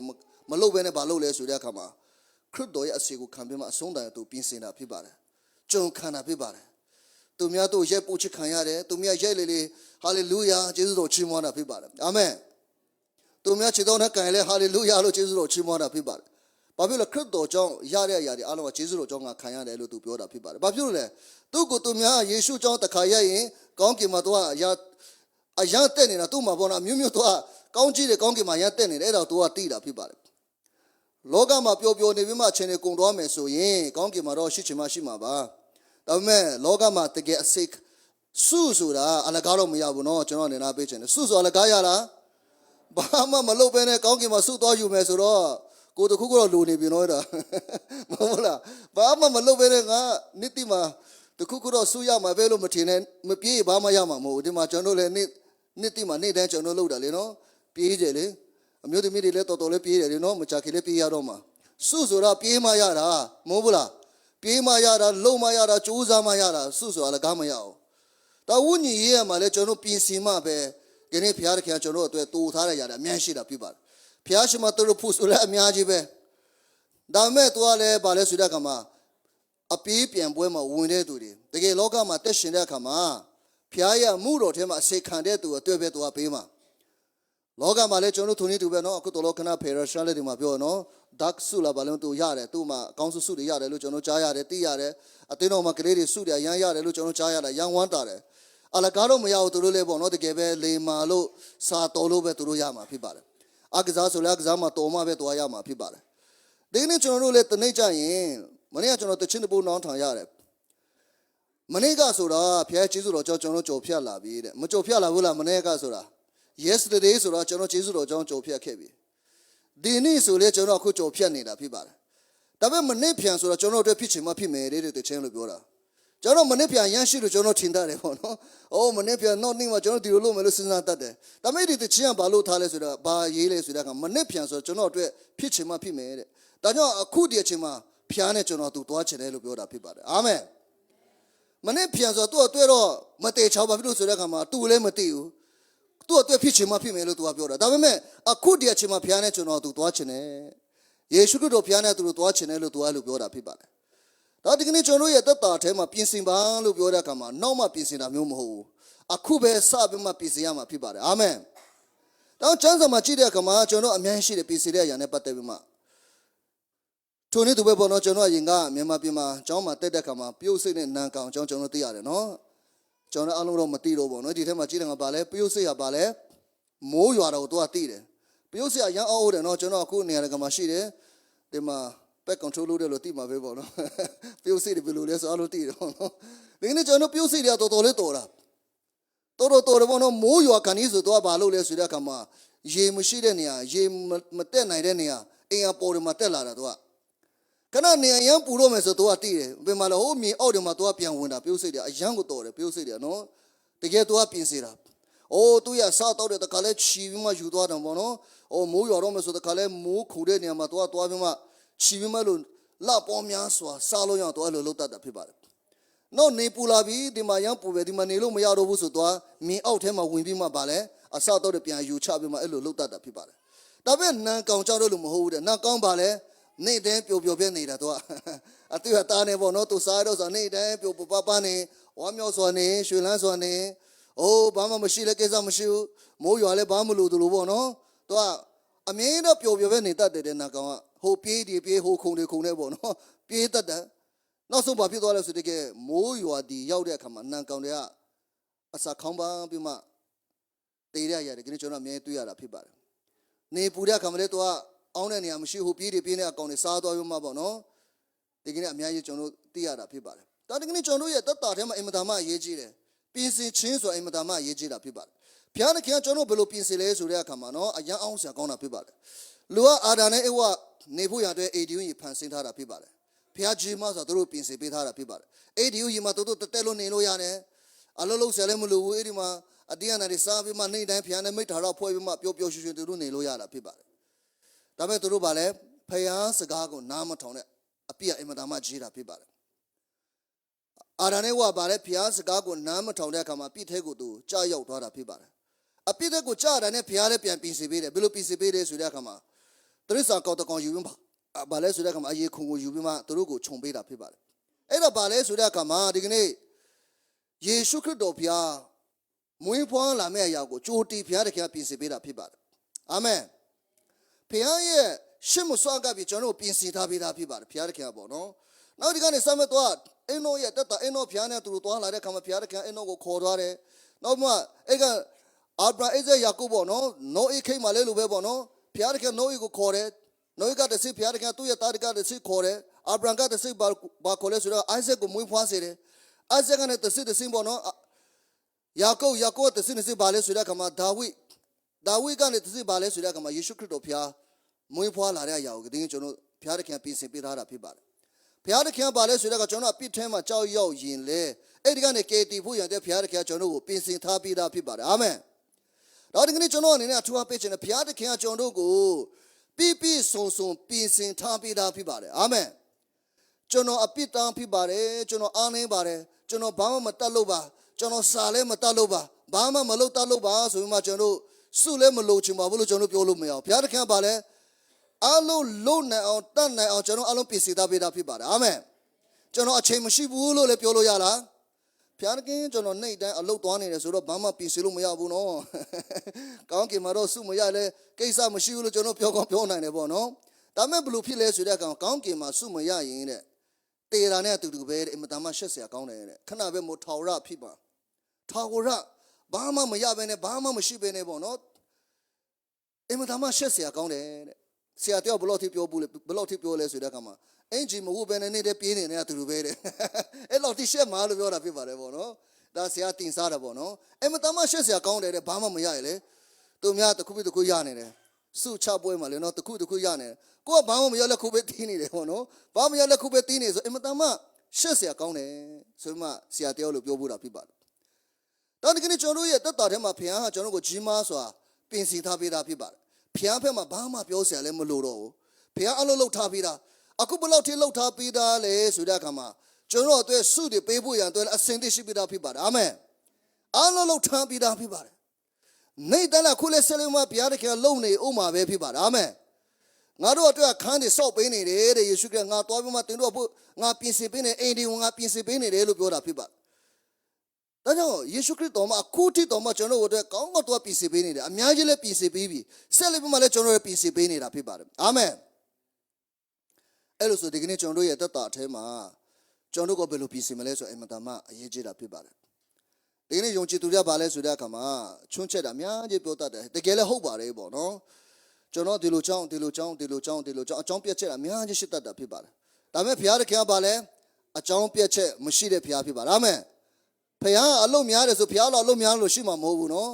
မဟုတ်ဘူးလားတကဘာလုံးကိုသူကကြည့်နေရတာဒီကနေ့ဒေါ်နယ်ထရလဲတမတ်ဖြစ်တော့မယ်ပေါ့နော်ဖြစ်ပြီပေါ့နော်ဒါပေမဲ့သူမတက်သေးဘူးသူအလုံးအများများပါတယ်အမေရိကန်နိုင်ငံရဲ့တမတ်တော်ဖြစ်ဖို့ဆိုလွယ်တာမဟုတ်ဘူးဒါပေမဲ့ဘုရားတခင်ကဒီကဘာတစ်ခုလုံးကိုသူကအုပ်ဆိုးတယ်စကြော်တာတစ်ခုလုံးကိုအုပ်ဆိုးတယ်ကျွန်တော်သိသမျှရာအလုံးထဲမှာသူအုပ်ဆိုးတယ်ဆိုတော့သူကအလုံးတော်များနေမှာဒါပေမဲ့ဘုရားဟာဘာလဲဆိုတဲ့အခါမှာဘယ်တော့မှသူ့မှာဒါလေးမလုပ်ရသေးဘူးဆိုတာရှိတာမဟုတ်ဘူးအားလုံးသူ့မှာပြင်ဆင်ပေးတာဖြစ်ပါတယ်အာမင်ဒါပေမဲ့ကျွန်တော်လူတွေကြောင့်တခါတလေဘာဖြစ်လဲဆိုတဲ့အခါမှာအယံကိုအကြောင်းပြချက်တာအများကြီးပေးတတ်တာဖြစ်ပါတယ်အကြောင်းပြချက်တာအများကြီးပေးတတ်တယ်ဘုရားခင်ကျွန်တော်ဒါအကြောင်းဖြစ်ပါတယ်ဒီကနေ့ကျွန်တော်ရဲ့တက်တာထဲမှာကျမ်းဆောင်တဲ့မျက်ရှိတယ်တော့အကြောင်းပြချက်တွေပြောတဲ့လူလေယေရှုရှိမှလာပြီးမှအကြောင်းပြချက်တွေပါလဲဆိုတဲ့အခါမှာကျွန်တော်ပြောမယ်ဆိုတော့အခွက်30အခွက်20အခွက်50ပေးတဲ့လူကျွန်တော်သိရနော်အခွက်30ပေးတယ်လို့ဘာပြောလဲ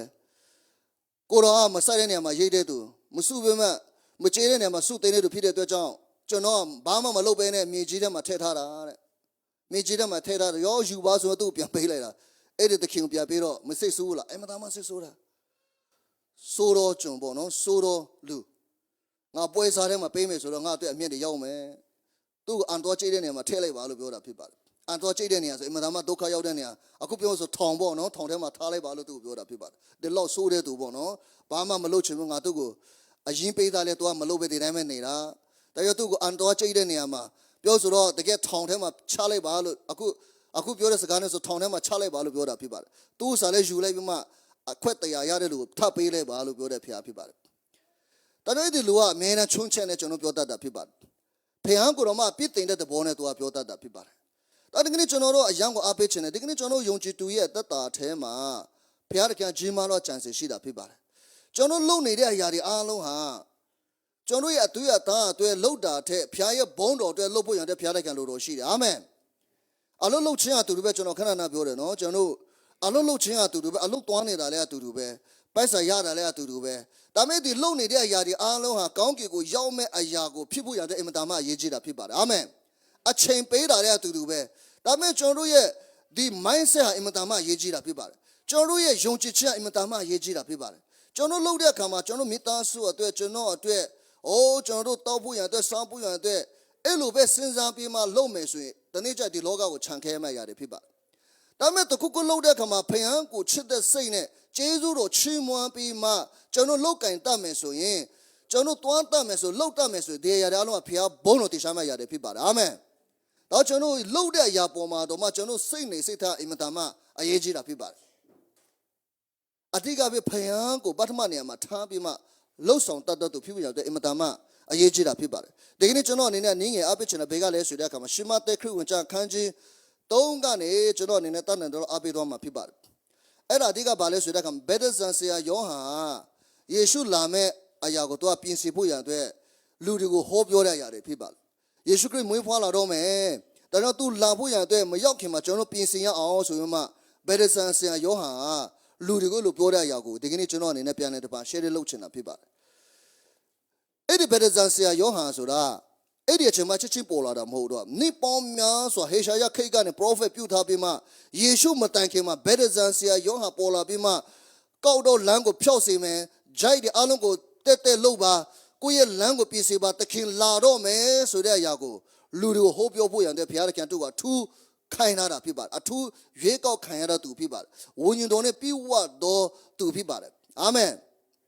်ဒါကြောင့်ယေရှုမရောက်လာခင်မှာယေရှုမမွေးဖွားခင်မှာယေရှုလာတော့မယ်ဒါကြောင့်ဗာလဲမင်းတို့ရဲ့အကွက်အကောက်ဖြစ်နေတဲ့မင်းရဲ့နှလုံးသားတွေမင်းတို့ရဲ့အသက်တာတွေပြင်ရအောင်ဂျိုက်ကဲတို့ဖြစ်နေတဲ့အသက်တာတောင်ကဲတို့မြင့်နေတဲ့အသက်တာကွက်ကောက်နေတဲ့မင်းတို့ရဲ့အသက်တာကိုဒီကနေ့ပြင်ပြီးမှတခင်လာမဲ့လမ်းကိုကျွန်တော်ပြင်ဆင်ရအောင်ဆိုပြီးမှဗက်ဒဇန်ဆရာယောဟန်ကဟောပြောတာဖြစ်ပါတယ်အဲ့ဒီကနေစပြီးမှကျွန်တော်အနေနဲ့အနည်းငယ်လေးအားပေးချင်တာဖြစ်ပါတယ်ဒီမှာကျွန်တော်ဘိုက်ထားလဲဆိုတဲ့အခါမှာရှမသက်ခန်းကြီး3ငယ်တိကိုဖတ်မယ်ထိုကာလခါတဲ့ဗက်ဒဇန်ဆရာယောဟန်တွေပေါ်ထွန်းလက်ကောင်းကင်နိုင်ငံတော်တွေတည်လို့နေပြီထို့ကြောင့်နောင်တရကြလောဟုယူဒတော၌ဟောလေ၏တဲ့အောင်ဆရာကောင်းတာဗက်ဒဇန်ဆရာယောဟန်ဘုရားခင်ထူးရွေးကောက်ခြင်းခံရတဲ့သူဖြစ်ပါတယ်ဘုရားထူးစေလွတ်ထားတော်သူဖြစ်ပါတယ်သူကယူဒတောထဲမှာသူကဟောတာတိုးမှတရားဟောတာဘာလဲဆိုတဲ့အခါမှာနောင်တရခြင်းနဲ့ဆက်ဆံတဲ့အရာကိုသူဟောတာဖြစ်ပါတယ်လူတွေကဘာလဲယေရှုခရစ်မွေးဖွားလာတော့မယ်လို့ပြောတဲ့အခါဟိုတကယ်တော့ကဘာဦးကနေဖယားဟာကြံစီရှိပြီးသားဖြစ်ပါတယ်ဒါပေမဲ့ဂျိုးလူမျိုးတွေအသေလလူမျိုးတွေကအများဖေးတာကိုမသိကြဘူး prophet ပြုတယ်ဒါရှော့ prophet ပြုတယ်အိုတရားသူကြီးတွေဒါရှော့ဆယ်လို့တယ်အိုယေ prophet တွေမိုးရှေမဆာဒါရှော့ဆယ်လို့တယ်ဘာဖြစ်လို့လဲအဲ့ဒီမကြခင်ယေရှုမွေးတော့မယ်ဆိုတော့စာကိုပဲအလုံးအတိတ်တွေမှာပဲထားတာဖြစ်ပါတယ်။ဥမာနောအေဂျီတင်ဘောကိုကြည့်တဲ့အခါမှာအဲ့ဒီတင်ဘောကဘယ်သူပုံဆောင်လဲဆိုတဲ့အခါမှာယေရှုခရစ်ကိုပုံဆောင်တာဖြစ်ပါတယ်။သူကသုံးထဆိုတာယေရှုခရစ်တော်ဘုရားလောကကိုကြွလာပြီးမှသုံးနှစ်သူရဲ့သက်တာထဲမှာ3ရက်မြောက်မှာရှင်ပြ1000မြောက်ရောက်တော့ပုံဆောင်တာဖြစ်ပါတယ်။အဲ့ဒီတင်ဘောမှာပရင်းဘောတစ်ခုပဲရှိတယ်ဒါပါလဲဆိုတဲ့အခါမှာယေရှုကငါတဲ့လမ်းခီးဖြစ်တယ်။ယေရှုမှလွယ်ဘယ်သူမှကောင်းကင်သွားတဲ့လမ်းမရှိဘူး။အဖေရှိသွားမဲ့လမ်းယေရှုတပါးလေးရှိတယ်ဆိုတော့သူကပုံဆောင်တာဖြစ်ပါတယ်။ဒါတော့တင်ပေါ်ဖြစ်အဲ့ဒီရေဘေးကနေလွတ်စေတယ်ဆိုတဲ့အခါမှာယေရှုခရစ်ကိုသူကပုံဆောင်တာဖြစ်ပါတယ်။ဒါပေမဲ့အများကြီးရှိတယ်ဒါတခုပဲပြောပြတာပေါ့နော်။တမဟောင်းကတည်းကဒီလောက်ပြောထားပေမဲ့လူတွေကနားမလဲကြဘူး။နိုင်တဲ့ဘာလို့လဲဆိုတော့ဒူးစိတ်ထဲမှာပဲကျင်နေတာ။နိုင်တဲ့သူတို့ကြိုက်သူလိုပဲတက်ရှင်တာ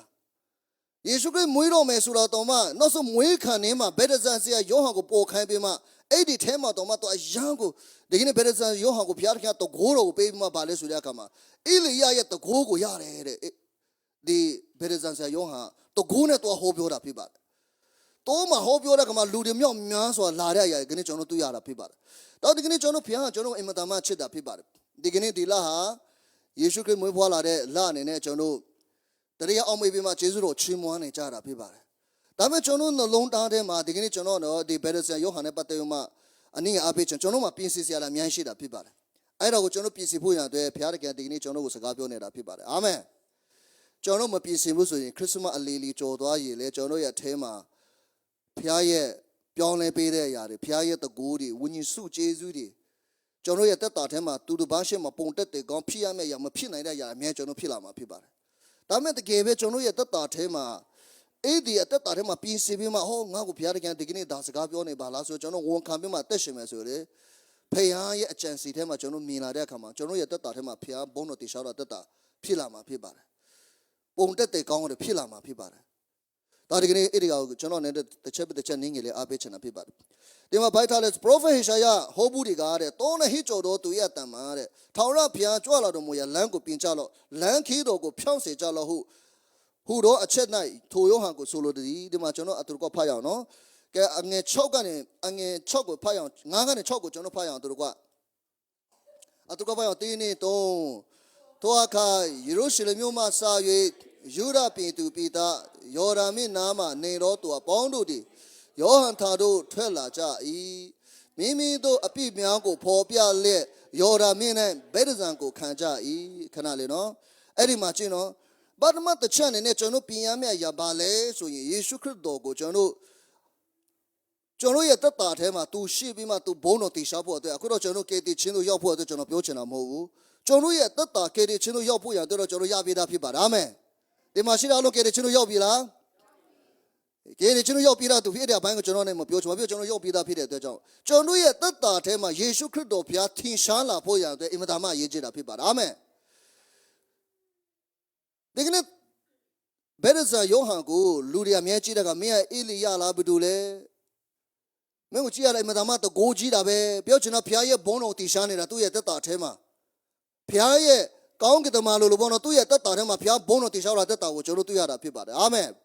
သူ့ရဲ့တက်တာထဲမှာလူတွေကအများကြီးအယူတွေမားသွားတာဘာဖြစ်မင်းကတကယ်ပဲအေလိယလားအများကြီးသူ့မေးရရတာအများရှိတာဖြစ်ပါတယ်ဒါမဲ့သူကဘာဖြစ်လဲနေချောက်ဆိုသူဝန်ခံတဲ့ຢာတွေရှိတာဖြစ်ပါတယ်။တော့ဒီကနေ့ကျွန်တော်တို့ရဲ့တက်တာထဲမှာယေရှုခရစ်တော်ဘုရားကျွန်တော်တို့အထဲကနေထင်ရှားဖို့ရတဲ့လိုအပ်တာဖြစ်ပါတယ်။သုံးပန်းတဆူဘုရားကျွန်တော်အထဲကနေထင်ရှားဖို့ရတဲ့လိုအပ်တာဖြစ်ပါတယ်။အဲ့လိုမျိုးထင်ရှားဖို့ရတဲ့ဘာမှတစ်ချက်နဲ့ရေးကြည့်တာပါလဲဆိုတော့ကမိမိတို့အပြစ်များကိုဖော်ပြလက်ယော်ဒန်မြစ်နဲ့ဗေဒဇန်ကိုခံကြ၏တဲ့။အဲ့ဒါမှတမရေးကြည့်တာဖြစ်ပါတယ်။အမေပြောကြည့်အောင်အမေမိမိရဲ့အပြစ်များကိုဖော်ပြတယ်တဲ့။ယောဟန်ရှိမှဖော်ပြတာကျွန်တော်အင်မတန်မှပြစ်ကြီးတယ်ယောဟန်ဒီယောဟန်ကိုပြောတာမဟုတ်ဘူးနော်ဗေဒဆန်ယောဟန်ကိုပြောတာဗေဒဆန်ဆိုယောဟန်ရှင်လာမယ်ကျွန်တော်ပြစ်တော်လဲကြီးတယ်ကျွန်တော်ကိုဘုရားရှိခိုးနဲ့ခွင့်လွှတ်ချရဖို့ရန်အတွက်ဗေဒဆန်ကိုခံပေးပါဆိုပြီးမှယောဟန်ရှင်မလာတာဖြစ်ပါတယ်သူတို့ကဗေဒဆန်ဆရာယောဟန်ရဲ့တရားဟောတဲ့ယောက်ကြားတဲ့အခါမှာသူတို့ဘာဖြစ်လဲဆိုတဲ့အခါမှာဝိညာဉ်တော်ဘုရားသူတို့ကိုစကားပြောတာဖြစ်ပါတယ်သူတို့ရဲ့ပြစ်ကိုဖော်ပြတာဖြစ်ပါတယ်အာမင်ဒါကြောင့်ကျွန်တော်အနေနဲ့ထူအားပေးခြင်းနဲ့နှုတ်ကပတ်တော်ဝင်ငါတဲ့သူပဲဖြစ်စေကြားနာတဲ့သူပဲဖြစ်စေနှုတ်ကပတ်တော်ကိုကြားတဲ့အခါမှာမိမိရဲ့ပြစ်ကိုဖော်ပြတော့အရာဖြစ်ခဲ့မယ်ဆိုကျွန်တော်လုံးဝဝန်ခံဖို့တဲ့လိုအပ်တာဖြစ်ပါတယ်ဘုရားသခင်ကကျွန်တော်ကိုပြောတဲ့အတွက်ကြောင့်ကျွန်မကိုပြောတဲ့အတွက်ကြောင့်ကျွန်မဝန်ခံပါတယ်နောင်တရပါတယ်အခုတော့နေ့ချီတော့တော့ခံဆရာမလို့ပေါ့နော်ကျွန်တော်နေ့ချီခံတဲ့ဗေဒဇန်ဆရာယောဟန်ခံတဲ့နေ့ချီကကျွန်တော်ခံဆရာမလို့တော့ဘူးနော်အဲ့တော့ပြောပြချင်တာကျွန်တော်ကနေ့ချစ်ခံတဲ့အခါမှာတစ်ခုပဲရှိတယ်ရှင်ပို့လို့ဘာပြောလဲဆိုတဲ့အခါမှာ one baptism ပဲရှိတာဖြစ်ပါတယ်အဲ့ဒါ one baptism ဆိုတာဘာပြောလဲယေရှုခရစ်ရဲ့အဲမှာနေ့ချင်းဆိုတာတစ်ခုပဲရှိတာဖြစ်ပါတယ်ခမဲတော်သားတော်တန်ရှင်တော်ဝိညာဉ်တော်ရဲ့နေ့ချင်းဆိုတာတစ်ခုပဲရှိတာဖြစ်ပါတယ်အာမင်အဲ့ဒါကိုပြောနေတာဖြစ်ပါတယ်တော်တယ်လူတယောက်လာပဲဗေဒဇာနဲ့အများကြီးလာပေးနေဦးမယ်ပေါ့နော်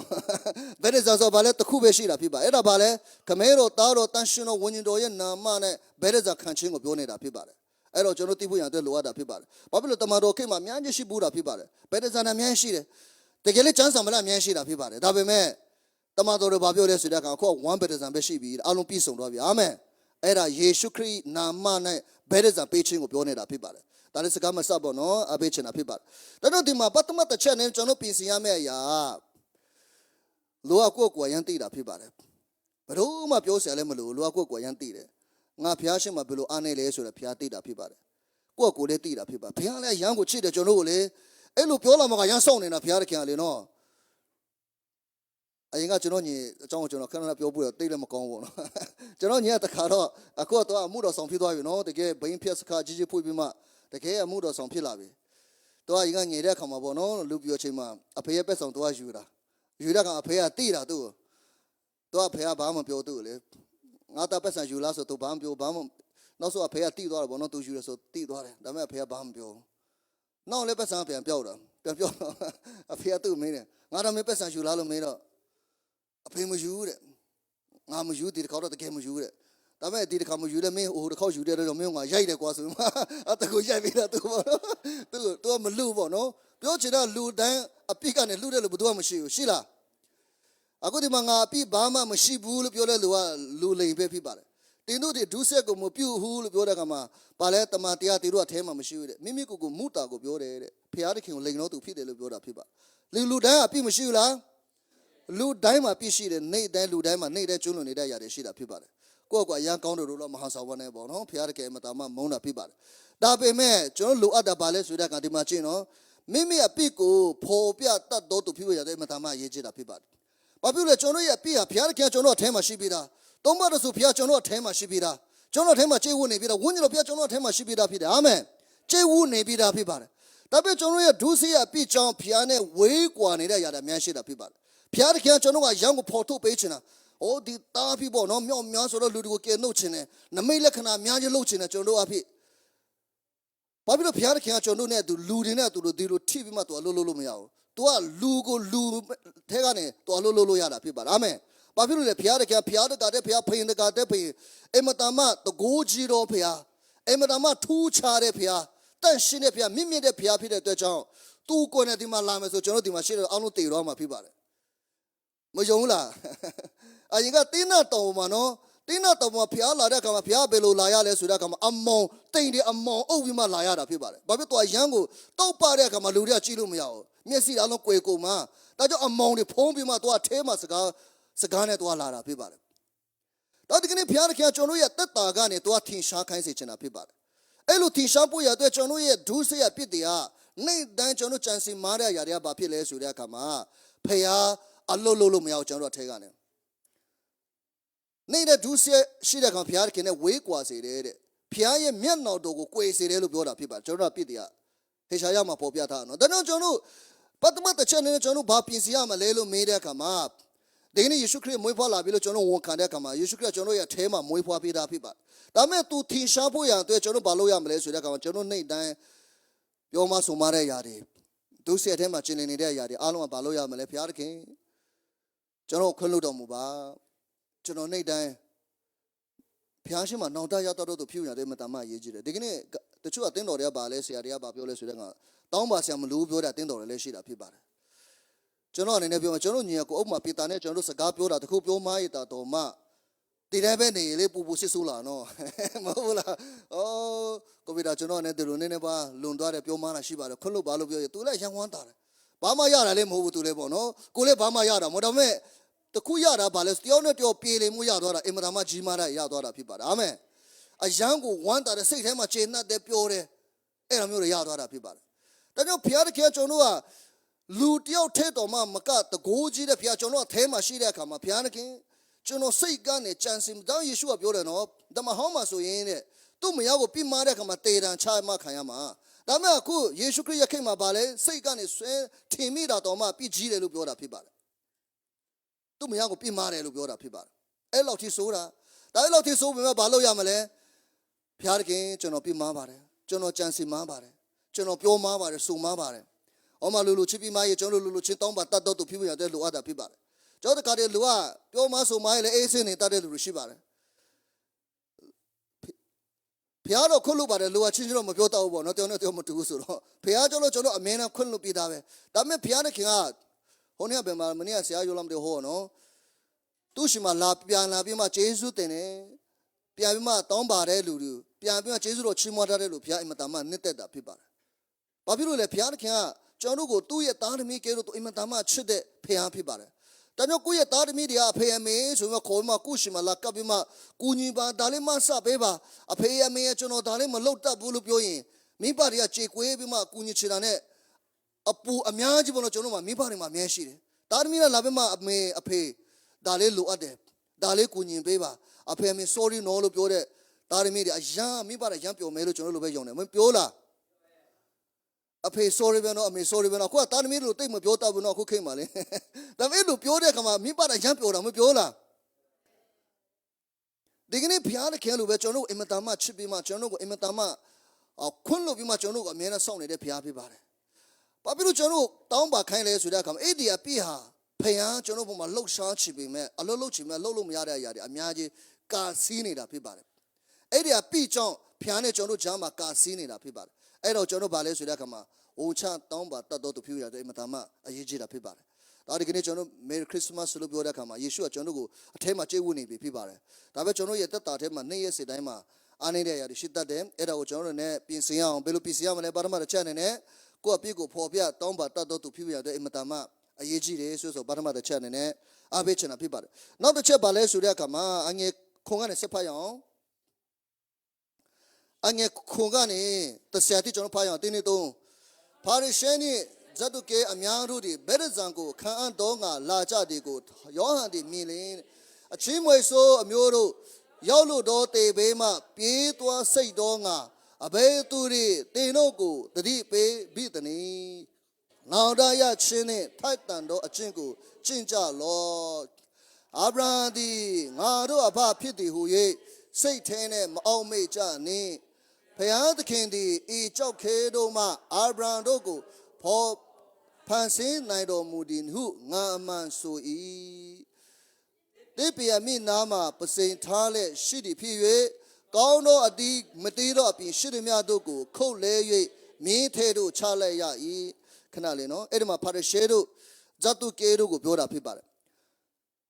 ဖာရရှဲတို့ဆိုတာဘာလဲဆိုတဲ့အခါမှာလူကနှမျိုးပဲရှိတယ်ဟိုနေ့ကလည်းကျွန်တော်ဒီကယ်ရိုမာလည်းအနည်းငယ်အားပေးဖို့လူကနှမျိုးတချို့ကဘာလဲဆိုတော့ငါနှိမ့်တန်းပြည့်ရှိတယ်ငါနှိမ့်တန်းပြည့်ရှိတယ်ငါနှိမ့်တန်းမကောင်းဘူးငါအင်မတန်မှဆိုးတယ်လူတွေကလည်းဒီလူလိုမျက်လက်ညှိုးထိုးတဲ့လူအများရှိတာဖြစ်ပါဒီလူမကောင်းဆိုမှပြောတဲ့လူရှိတာဖြစ်ပါတယ်နောက်တချို့ကဘာလဲဆိုတော့ငါတန့်ရှိတယ်ငါကောင်းတယ်ငါဖြောင့်မတ်တယ်ငါကြိုးစားတယ်ငါစွတ်တောင်းတယ်ငါကျမ်းစာဖတ်တယ်အများကြီးပဲငါပြောမှာဆိုအများကြီးပဲပေါ့နော်ငါပေးကမ်းတယ်ငါစုကျဲတယ်ငါဒီလိုကောင်းအောင်လုပ်တာငါဘယ်သူမှမကောင်းကြဘူးငါဒီလိုကြိုးစားတာငါဘယ်သူမှမမြင်ကြဘူးငါနဲ့အသက်ရှင်လို့တချို့ရှိတာဖြစ်ပါတယ်ဒါဒီကနေ့ကျွန်တော်ဒုတိယသစုအနေနဲ့ပြောချင်တာပါလဲဆိုတဲ့အခါမှာဒီကနေ့ကျွန်တော်ရဲ့သက်တာထဲမှာကိုဖြောင့်မတ်ခြင်းကိုကြိုးစားခြင်းကိုတော်ခြင်းပေါ်မှာရက်တည်တဲ့သူတွေဒီကနေ့နောက်သားရောက်ဖို့ရတဲ့ဘုရားသခင်တို့ရှိတာဖြစ်ပါတယ်အာမင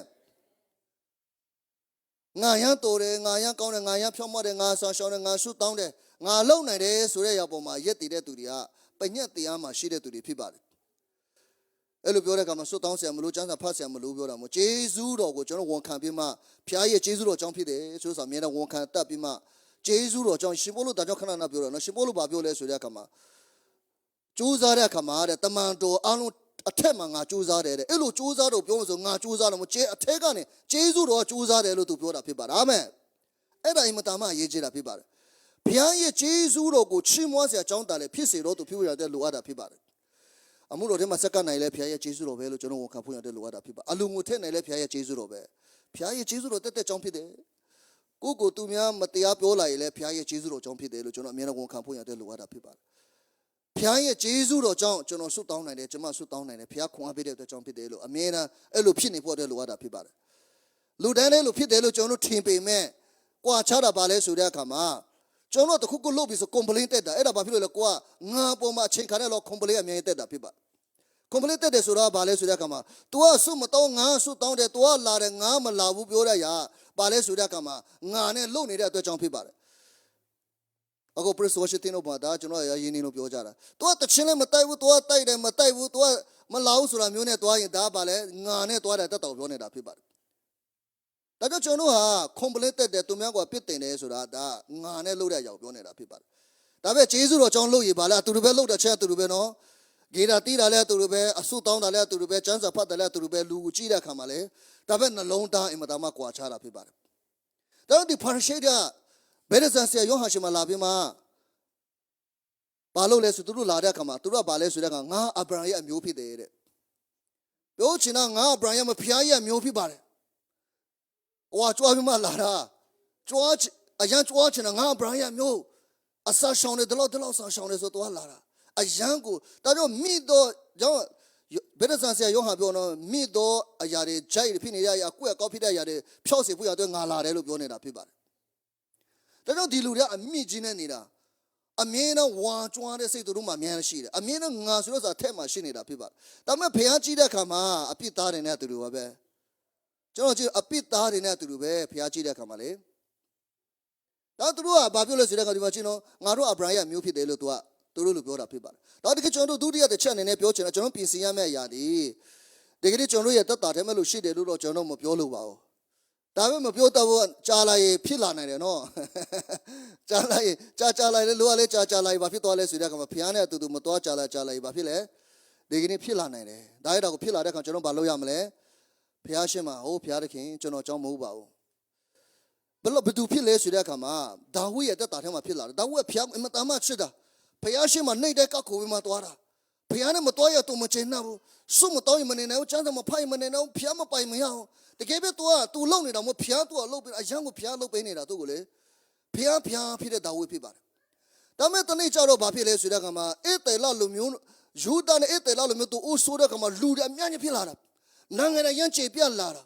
သူနိုင်ငံရရန်ကြီးမားလာတဲ့အခါဘာလို့လဲဆိုတဲ့အခါမှာလူတွေကိုရည်ကြည့်ပါအေတေလလူမျိုးဘလို့မြန်ငါလူဘလို့မြန်ငါနိုင်ငံဘလို့ကြီးလဲဆိုတာရည်ကြည့်ပါလို့ပြောလာတာဖြစ်ပါတယ်ယောဘဘာပြောလဲစိတ်ဘူချုပ်ယောဘပဲဟုတ်လားဘယင်ဘာဖြစ်လို့ရည်ရမှာလဲဘုရားသခင်မင်းကိုပေးတယ်မဟုတ်လားဒါကြောင့်မင်းဘာမှရည်စံမလို့ဘုရားကြောင့်ဖြစ်တယ်ဆိုတော့မင်းမဟုတ်လားယောဘသူ့ကိုပြောတယ်မဟုတ်တော့ရည်ပါလို့ပြောတာအမိတ်နဲ့ချလိုက်တော့ယောဘဘာပြောလဲဖေရင်ရဲ့အမိတ်ကိုမလွန်ဆန်နိုင်တဲ့အတွက်ကြောင့်ယောဘရည်လိုက်ရတာလှချင်နဲ့ရည်လိုက်တဲ့ခါမှာဘုရားသူ့ကိုစကားပြောတာဖြစ်ပါတယ်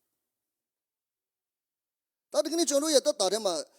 မပြောတော့ဘူးကျွန်တော်လည်းမဖြစ်လာဘူးလို့ကျွန်တော်ပြောလို့မရအောင်ကျွန်တော်လည်းဖာလေရှဲလို့မဖြစ်လာဘူးလို့ကျွန်တော်ပြောလို့မရအောင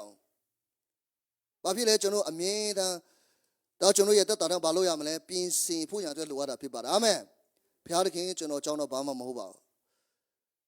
တခါကျရင်ကျွန်တော်မှရှေးလို့စာလေးကိုအိတ်ဖောင်းရင်စိတ်ပြောင်းတယ်လို့ဗမာစကားပုံရှိရနော်ဘာမှလို့နေဘာမှရှိရတော့မှစိတ်ကပြောင်းချင်သေးတယ်နော်လူကတခါတည်းဖြစ်လာတတ်တယ်တော့ကျွန်တော်ဘာလို့ရမလဲနေ့တိုင်းနေ့တိုင်းဘာလို့ရမလဲဖခင်ရဲ့ကျေးဇူးကိုချီးမွမ်းတတ်လို့ဖြစ်ဖို့ရတဲ့လိုအပ်တာဖြစ်ပါတယ်အမြဲတမ်းဖခင်ကြောင့်တာဖြစ်တယ်လို့အမြဲတမ်းဝန်ခံနေဖို့ရတဲ့လိုအပ်တာဖြစ်ပါတယ်တော့ကျွန်တော်ရဲ့စိတ်မြင့်တတ်တဲ့သဘောကိုအမြဲတမ်းပါလဲနှိတ်ချစွာပြင်ဆင်နေတော့သူဖြစ်ရတဲ့အင်မတန်မှအရေးကြီးတာဖြစ်ပါတယ်အဲ့ဒါဒီကနေ့ကျွန်တော်အနေနဲ့ထူပဲအပေးချင်တာဖြစ်ပါတယ်ဗေဒဆန်ယောဟန်ကဘာလဲဆိုတော့သူ့ရဲ့ဗေဒဆန်ခံတဲ့ကမှာယေရှုခရစ်မကြွလာခင်မှာလူတွေကိုပြင်ဆင်တဲ့ကမှာနံပါတ်1တော့သူကဘာလဲအပြစ်ရှိတော့သူဟာနောက်တော့ရောက်ဖို့ရတဲ့လိုအပ်တာဖြစ်ပါတယ်ဒုစရထဲမှာကျင်လည်နေတဲ့သူရှိတယ်တခါကျကျွန်တော်ကမလှုပ်ချင်ဘူးဒါပေမဲ့အပြစ်ထဲမှာပဲဖြစ်နေတဲ့သူတွေရှိတတ်တယ်အဲ့ဒါဘာလို့ရမလဲဆိုတဲ့ကမှာဘုရားရှင်မှာနေချောက်ဆိုဒူးထောက်လိုက်ပါဘုရားကျွန်တော်ကအမတန်မှ ready ခွင့်လို့ဖို့ရတဲ့ရှိတယ်အာမင်ဘုရားကျွန်တော်အမတန်မှချစ်တာဖြစ်ပါတယ်ရောက်စတိုင်းကိုချစ်တယ်နော်ကျွန်တော်ရဲ့အဲထဲမှာလေဒီကနေ့ဒုစရအပြစ်ထဲမှာကိုယ့်ရဲ့ထဲမှာကျင်လည်နေတဲ့သူတွေရှိတယ်အဲ့ဒါကိုကျွန်တော်ကယေရှုခရစ်ကကျွန်တော်အထဲကနေလှုပ်ပေးခြင်းတယ်ဘုရားဘုန်းတော်တည်ရှားဖို့အတွက်သူကကျွန်တော်အထဲကနေလှုပ်ကျွန်တော်မလုံနိုင်မှသူတည်တဲ့အတွက်ကြောင့်ကျွန်တော်ရဲ့ပါးစပ်ကိုသူအသုံးပြုခြင်းတယ်ကျွန်တော်ရဲ့ဒီကိုခန္ဓာတစ်ခုလုံးကိုသူအသုံးပြုခြင်းတယ်ကျွန်တော်ရဲ့မျက်စိကိုသူအသုံးပြုခြင်းတယ်ကျွန်တော်ရဲ့ကျွန်တော်အားဖြင့်ပေါ့နော်သူရဲ့ဘုန်းတော်တည်ရှားဖို့အတွက်သူအထဲကနေသူအသုံးလှုပ်ခြင်းတာဖြစ်ပါတယ်ဒါပဲကျွန်တော်ရဲ့အထဲမှာဒုစရပြည့်အထဲမှာကျင်လည်နေရင်ဘုရားရဲ့ဘုန်းတော်တည်ရှားလို့မရအောင်နောက်တစ်ချက်ပါလဲအဲ့ဒါနဲ့တထပ်သေးပဲနော်ကျွန်တော်ပိုကောင်းတယ်လို့ပြောလို့တာမဟုတ်ဘူးစိတ်ဘုံမြင့်တဲ့သူကဘုရားအင်မတန်မှမုန်းတာဖြစ်ပါတယ်ဝါကြွားတတ်တဲ့သဘောငါဆိုတဲ့အတ္တနဲ့အသက်ရှင်တဲ့သဘောကိုဘုရားတခင်အင်မတန်မှမုန်းတာဖြစ်ပါတယ်ဒါဝိကအဲ့လိုလုပ်တဲ့ခါမှာလူ3000ကျော်တေးတာဖြစ်ပါတယ်မင်းရွေးပါတဲ့ရန်သူလိုက်ပြီးမင်းတို့အဲ့ဒီတောင်ကိုခံမလားတဲ့နောက်ပဲကောင်းကင်မာရဲ့လက်နဲ့ကြောက်ဓာတ်ကြောင့်မင်းတို့အဆုံးခံမလားတဲ့နောက်မှအဆိုင်စာခေါင်းပိုင်းမှာငှက်ပြီးမှပါလဲအဲ့ဒါကြောင့်မင်းတို့ခံမလားလို့ပြောတဲ့ခါမှာဒါဝိကပါပဲကိုရောလက်နဲ့ပဲတေးပါစေတဲ့သူရွေးလိုက်တဲ့ခါမှာခဏတွင်းမှာကောင်းကင်မာဓာတ်နဲ့ဒဏ်ခံတဲ့ဒဏ်ရောက်တဲ့ကဘယ်တစ်ခုလဲလူ3000ကျော်တည်သွားတာဖြစ်ပါခဏတွင်းမှာအဲ့တော့မှဆက်လုံးမှာဒါဘုရားခင်ကလောက်ပြီးဆိုရင်ဘုရားခင်ပြောလို့ပဲနားတော့တာဖြစ်ပါတယ် ဒါကျွန်တော်ရဲ့တက်တာထဲမှာအိမ်မတမ်းမကြောက်စရာကောင်းတဲ့အရာတစ်ခုကဘာလဲဆိုတဲ့အခါမှာငါဆိုလို့ဆိုတာတစ်ခုအိမ်မတမ်းမကြောက်စရာကောင်းတာဖြစ်ပါတယ်အဲ့တော့ကျွန်တော်ဘာလို့ရမလဲဒီကနေ့နေချဆိုမွေးဖွားလာတဲ့ယေရှုခရစ်ဟာဖျားတကတဲ့ဖျားဖေးတကတဲ့ဖေးအိမ်မတမ်းမမြင့်တဲ့ဖျားတကိုးကြီးတဲ့ဖျားတော်မှာနေချဆိုမွေးဖွားလာခဲ့တာဒီကနေ့ကျွန်တော်တို့လည်းနေချဆိုဖျားရှိမှကျွန်တော်တို့ထားရအောင်အာမင်ကျွန်တော်တို့တက်တာထဲမှာပြည်စင်အောင်ဆိုမှဒုတိယတစ်ချက်အနေနဲ့ကျွန်တော်အနေနဲ့အားပေးခြင်းနဲ့ပေါ့နော်နောက်တစ်ခုကဘာလဲဆိုလုကာခန်းကြီး3အငယ်တိကိုတစ်ချက်လောက်ဖတ်ရအောင်နော်လုကာခန်းကြီး3အငယ်တိရလားတစ်ချက်လေးပေါ့နော်လုကာခန်းကြီး3အငယ်တိကနေ30ကနေဖတ်ရအောင်30ကနေ14အထိဖတ်ရအောင်လုကာခန်းကြီး3အငယ်30ကနေ14အထိကဲတင်းနေ3လူအဆုတ်ဝေးကလည်းတို့ဖြစ်လေကျွန်တော်တို့ဒီအဘယ်တို့ပြုရပါမည်နည်းဟုမင်းလျှောက်ကြတော့ယောဟန်ကအင်ဂျင်နထရှိတော်သူတွေအင်ဂျီမရှိတော်သူတို့အားမျှစေစားเสียရှိတော်သူတွေလည်းထိုနည်းသူပြုကြစေဟုပြန်ပြော၏ခဏလေးတော့တစ်ချက်လေးဒုတိယတစ်ချက်အနေနဲ့ကျွန်တော်ပြင်ဆင်ဖို့ရန်အတွက်ဘုရားသခင်ကျွန်တော်ကိုကောင်းချီးအများကြီးပေးထားတာဖြစ်ပါတယ်အခုတို့လို့ဘုရားသခင်ကျွန်တော်ကရန်စကားပြောတယ်အဲ့ဒီတစ်ချက်ပေါ့နော်ဒီကနေ့ကျွန်တော်ဘုရားသခင်ကောင်းချီးယူတဲ့မှာဆိုအများကြီးပဲနော်မြန်မာငွေနဲ့တွေ့မယ်ဆိုတပတ်မှာဘယ်လောက်ရလဲအများကြီးပဲပြောလို့တော့မကုန်တော့ဘူးပေါ့နော်โอเคအဲ့ထဲမှာတော့ဗမာငွေလေးမထည့်ကြမယ်ဆိုလေအခါပြီးသွားပြီထင်နော်ပြောချင်တာမြန်မာပြည်မှာရန်ဒုက္ခရောက်တဲ့သူရှိတယ်ကျွန်တော်ပြင်ဆင်ဖို့ရဒီမှာကျင်းတော့ပရိသတ်တွေလာပဲငါတို့ဘာလုပ်ရမလဲလို့ယောဟန်ဘေဒဇန်ဆရာယောဟန်ရှင်မလာတာဖြစ်ပါတယ်ကျွန်တော်တို့ကဘယ်လိုပြုရမလဲလာတဲ့ကယောဟန်ကအင်ဂျင်နဲ့ထေရှိတဲ့သူတွေတဲ့အင်ဂျင်မရှိတော့သူအမျှစေတဲ့ပေးကမ်းချစ်ကိုပြောနေတာဖြစ်ပါတယ်ကျွန်တော်မှအင်ဂျင်နဲ့ထဲတဲ့မပူးလားမဝေချတဲ့ဆုံးပေါ့နော်မဝေချလို့ပဲနေတာမဝူချလို့ပဲနေတာအများကြီးပဲဒါမဲ့ဒီကနေ့ကျွန်တော်အနေနဲ့ထူအပ်ပေးခြင်းနဲ့ကျွန်တော်အရန်စဉ်းစားမိတယ်ကျွန်တော်ဘုရားအရန်နိုးဆိုတယ်ဒီကနေ့ကျွန်တော်တို့ရဲ့တက်တာဒီ Australia မှာနေတာတကယ်တော့ဘုရားတခင်ကျွန်တော်တို့ကိုတကယ်ကောင်းကြီးရှိတဲ့နေရာမှာကျွန်တော်ထားတာဖြစ်ပါတယ်အာမင်ကိုယ့်ရဲ့ညီကိုချင်းပြတဲ့ဗမာပြည်မှာတာမဒုက္ခရောက်နေတာဖြစ်ပါတယ်ဒါမဲ့ကျွန်တော်တို့ဒီမှာ Australia မှာရတဲ့အရာကိုလေဒီမှာသုံးမယ်ဆိုရင်ဘယ်လောက်ရမလောက်ဘူးဒါမဲ့မသုံးဘဲနဲ့တပြားနဲ့ပြားစုပြီးမှပေါ့နော်ဗမာပြည်ပို့မယ်ဆိုတာအများရတာဖြစ်ပါတယ်အခုတို့ကျွန်တော်လည်းအိမ်ဝယ်လိုက်တော့ပေါ့နော်ဟိုအလုပ်တရားလုပ်နေဆိုတော့တိတ်မကြောင်ဖြစ်တာတော့ကျွန်တော်စဉ်းစားခုဆိုကျွန်တော်မလုပ်တော့ဘူးမရှိစီရတဲ့အတွက်ကျွန်တော်စုမယ်ပေးမယ်လို့ကျွန်တော်ဆုံးဖြတ်ထားတာဖြစ်ပါတယ်အာမင်တော့ဒီကနေ့ကျွန်တော်တို့လည်းအဲ့လိုလုံးဖျားကျွန်တော်နှုံးဆိုလို့ပြောတယ်နော်မိမောင်လည်းတစ်ခါမှပြောခဏတဲ့သူလည်းမတိုင်ဘူးဒါပေမဲ့သူ့လို့ခဏနာကျွန်တော်ပြောပေးရမယ်ဘာမှပြောကျွန်တော်ပေးချရအောင်စက်ကရသူလည်းသူကပေးကချင်းမှာသူကကြီးဆုံးပဲပေါ့နော်တကယ်တော့ကျွန်တော်မဲလို့အများကြီးနှိုးဆော်လာတယ်ဒါကျွန်တော်လည်းဒါကိုပေါ့နော်ဒီကနေ့နှုတ်ကပတ်တော့ဖတ်ရတာနှိုးဆော်လာတဲ့အခါမှာစိတ်ထဲမှာရမ်းကိုခံစားရတယ်တော့ကျွန်တော်ဗာလဲဆိုတဲ့အခါမှာကျွန်တော်မြန်မာပြည်မှာဆင်းရဲဒုက္ခရောက်နေတဲ့သူတွေအများရှိတယ်ဒါပေမဲ့ကျွန်တော်ဒီမှာရတဲ့ငွေကိုကျွန်တော်ဒီမှာပဲသုံးမယ်ဆိုဘယ်လောက်လောက်တာဆိုမရှိဘူးဒါပေမဲ့ဒီမှာရတော့ဆိုတပြားနဲ့ပြားစုပြီးမှမြန်မာပြည်ပို့မယ်ဆိုရင်ရအောင်ပို့မယ်ဆိုအများကြီးကျွန်တော်ဖျားရကြကျွန်တော်ကအများကြီးအခွင့်အရေးပေးထားတာဖြစ်ပါတယ်ဒါဒီကနေ့ကျွန်တော်ပြင်စီပါလို့ပြောတဲ့အခါမှာနောက်တစ်ချက်အနေနဲ့ဘာအပိတ်ချင်လဲဆိုတဲ့အခါမှာကျွန်တော်မပေးကမ်းနိုင်တဲ့အရာတွေအများရှိပါတယ်ကျွန်တော်အမေရိကပဲရောက်ဩစတြေးလျနိုင်ငံပဲရောက်မပေးနိုင်ဘူးလို့ပြောတဲ့ကမပေးနိုင်တဲ့ຢာလည်းအများရှိအောင်ဒီမှာလည်းလိုအပ်တာတွေကအများကြီးပဲဘန်တော်မှပက်စားမရောက်သေးဘူးပက်စားကုန်နေတဲ့ຢာလည်းအများရှိတတ်တယ်ဒါပေမဲ့ဘုန်းတော်ကျွန်တော်ကြိုးစားပြီးမှစုပြီးမပေးအောင်အာမင်ကျွန်တော်ကြိုးစားပြီးမှဒီကနေ့ဖခင်ရဲ့ကျေးဇူးတော်ထဲမှာပေါ့နော်ကျွန်တော်ဆက်ကရအောင်အဲ့လိုဆိုပါလေကျွန်တော်ရဲ့တပြားနဲ့ပြားစုချင်းဟာဒီကနေ့ညီကိုချင်းဖြစ်တဲ့မြန်မာပြည်မှာကျွန်တော်အများကြီးကောင်းချီးဖြစ်စေမယ်ဆိုပြောချင်တာဖြစ်ပါတယ်ကျွန်တော်ဒီကနေ့စားကျွန်တော်ဆုံးဖြတ်ချက်အောင်ကျွန်တော်ဆုံးဖြတ်ချက်ချထားပြီးဖြစ်ပါတယ်အခုကျွန်တော်အိမ်လုံးမယ်ဆိုလေအများကြီးလုံးဆရာရှိတယ်ဘယ်လို့ကုန်မဲ့ရလည်းမဟုတ်ပါဘူးပေါ့နော်ရှိတဲ့ပတ်စအိတ်လိုက်ထိတ်လဲကုန်မဲ့ပုံလဲမပေါ်ပေါ့နော်ဒါပေမဲ့ကျွန်တော်ဘာလုပ်ရမလဲမတုံးမင်းကစုပြီးမှပေါ့နော်ကျွန်တော်တို့မြန်မာပြည်မှာတတ်နေတော့စွန့်ကျက်တတ်တော့သူဖြစ်ဖို့ရတဲ့အင်မတန်မှအရေးကြီးတာဖြစ်ပါတယ်ဒီကနေ့ကတင်းတော်မှာလဲကျွန်တော်အများကြီးဗမာပြည်အတွက်ပို့ဖို့ရတဲ့အများရှိတယ်ဒီထဲမှာလဲကျွန်တော်ပေါအောင်ပြီးမှနောက်ပိုင်းတွေမှာပေါ့နော်ဒီလိုဆက်ကရအောင်အဲ့ဟိုငရေလုံနေတဲ့သူတွေအများရှိတယ်တကယ်စီရင်ဒုက္ခရောက်တဲ့လူရှိမှသွားပြီးမှအေးအမိုးမရှိတဲ့နေရာတွေမှာမိုးရွာတဲ့ကြားထဲမှာရှွန့်တဲ့ကြားမှာပေါ့နော်အဲ့ဝင်ကလေးလုံနေတဲ့သူတွေအများရှိတယ်။တော့ကျွန်တော်လုံမယ်ဆိုအများရှိသေးတယ်ပေါ့နော်။တော့တရားတွေ့လဲကျွန်တော်ပြည်စီအောင်ဆိုပြီးမှပြောချင်တာဖြစ်ပါတယ်။တော့မဖတ်တော့ဘောနော်ဖတ်မယ်ဆိုတာစစ်သူရေးတွေအတွက်စနစ်ကိုတချို့ဖတ်ကြည့်အောင်နော်။တင်းနေတော့အခုခံတို့ဒီဘဲရဇန်ကိုခံချင်းကလာ၍အရှင်ဖျားကျွန်တော်တို့ဘယ်တို့ပြရပါမင်းနည်းဟုမင်းလျှောက်ကြလင်တဲ့။တင်းတို့အဲ့ဒါမာရနော်တင်တို့သခင်ဒီခွဲဝေစီမံဒီထက်တာ၍မခွဲမခံကြနေဟုပြောဤနောက်ဆက်ဖတ်မယ် စစ်သူရဲတို့ကလည်းကျွန်တော်တို့ဒီအဘယ်တို့ပြုရပါမနည်းဟုမင်းလျှောက်ကြလင်တင်တို့ဒီအဘယ်သူကိုမြအနိုင်အထက်မပြုကြနှင့်အဘယ်သူကိုမြမလတ်ကြနှင့်ကိုရတော့အခကိုရောက်ရဲကြလောဟုပြန်ပြော၏အာမင်အေးဒီမှာကိုရတဲ့လက်ခကိုရောက်ရဲကြပါတဲ့အဲ့ဒါကျွန်တော်ရန်သက်ဆန်တယ်လို့ပဲနော်စစ်သူရဲလာပြီးမှမင်းတို့လက်ခကိုကျင်နာကြပါပေါ့နော်အဲ့လိုပြောတာဖြစ်ပါတယ်ပြောချင်တာဒီကနေ့ကျွန်တော်တို့ရဲ့တက်တာထဲမှာဒါစစ်သူရဲတွေကလာတဲ့ကောင်စစ်သူရဲတွေက तू ကမကျင်နာမဲ့ပုံပဲလက်စာကိုမကျင်နာမဲ့ပုံပဲပေါ့နော်ဒါပေမဲ့ဗေရဆန်ယောဟန်သူ့ကိုပြောတာဖြစ်ပါတယ်မင်းတို့ကကျင်နာပါမင်းတို့ရတဲ့လက်စာကိုကျင်နာပါလို့ပြောတာဖြစ်ပါတယ်တော့အခုဒီနိုင်ငံမလေးပေါ့နော်ကျွန်တော်တို့လည်းအလုပ်တွေဟိုပြောင်းတွေပြောနေပေါ့နော်လက်စာကိုမကျင်နာနိုင်ဘူးပေါ့နော်အများကြီးကောင်းပါတယ်လက်စာရတာကောင်းပါတယ်ဒါပေမဲ့အတိကတော့ကျင်နာဖို့အတွက်အားပေးချင်တာဖြစ်ပါတယ်အာမင်ဘုရားရှိခိုးမှာကျွန်တော်တို့သုံးဝင်ပြီးမှကျွန်တော်သုံးဝင်ပြီးမှအသက်တာထဲမှာဆက်ကပ်ဖို့ရတဲ့အင်မတန်မှအရေးကြီးတာဖြစ်ပါတယ်နောက်တစ်ခုကျွန်တော်အနေနဲ့ထားအပေးချင်တဲ့ယောဟန်ရှင်ယောဟန်အခန်းကြီး1 ငယ်23ကိုဖတ်မယ်အခင်းမလာမချင်းတော့ပေါ့နော်ကျွန်တော်ဒီတိုင်းပဲသွားနေမှာနော်ရှင်ယောဟန်အခန်းကြီး1 ငယ်23ကိုဖတ်ရအောင်ကဲလာလိမ့်မယ်ဘောလုံးရလို့နော်ရှင်ယောဟန်နော်ရှင်ယောဟန်အခန်းကြီး1 ငယ်23ကျွန်တော်တို့သည်အဘယ်တို့ပြုရပါမနည်းဟုမင်းလျှောက်ကြလေတင်တို့သည်အဘယ်သူကိုမြအနိုင်ထက်အဘယ်သူကိုမြလုကာဖြစ်နေတာလုကာယောဟန်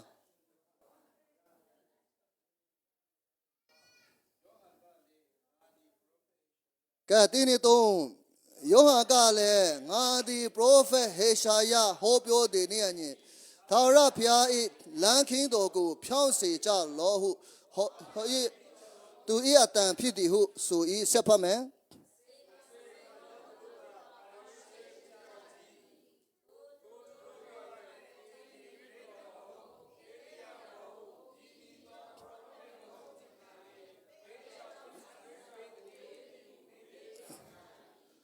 ယောဟန်ကလည်းငါသည်ရေ၌ဗေဒဇံကိုပေး၏တင်တို့အလယ်၌တင်တို့မသိသောသူတယောက်ရှိ၏ထိုသူသည်ငါနောက်ကြွလာတော်လဲငါထက်သာ၍ကြီးမြတ်၏ထိုသူ၏ခြေနှင်းတော်ကြိုးကိုမြဖြေချင်းကငါမထိုက်ဟုပြန်ပြော၏ဆက်ပါမယ်ယောဟန်သည်ဗေဒဇံကိုပေးရာရက်ယော်ဒန်မြစ်တစ်ဖက်ဗေဒနိရွာ၌အမှုအရာဖြစ်သည်ဆက်ပါမယ်လက်ဖြာနှိမ့်၌ယေရှုကြွလာတော်မူသည်ကိုယောဟန်သည်မြင်လေ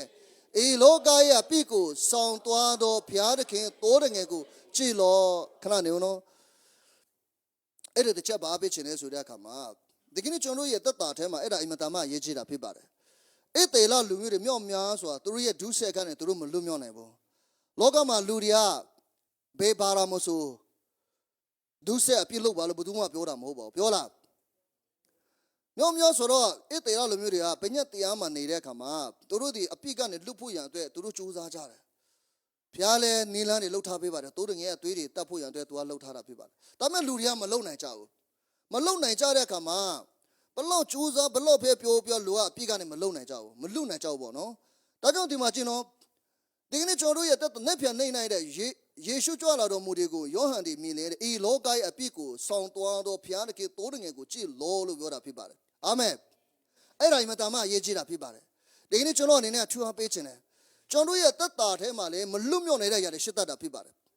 အပိကနေမလွတ်မြောက်နိုင်တဲ့ຢာတွေရှစ်တတ်တာဖြစ်ပါတယ်ကျွန်တော်ဘလို့ကြိုးစားမရတဲ့ຢာတွေရှစ်တတ်တယ်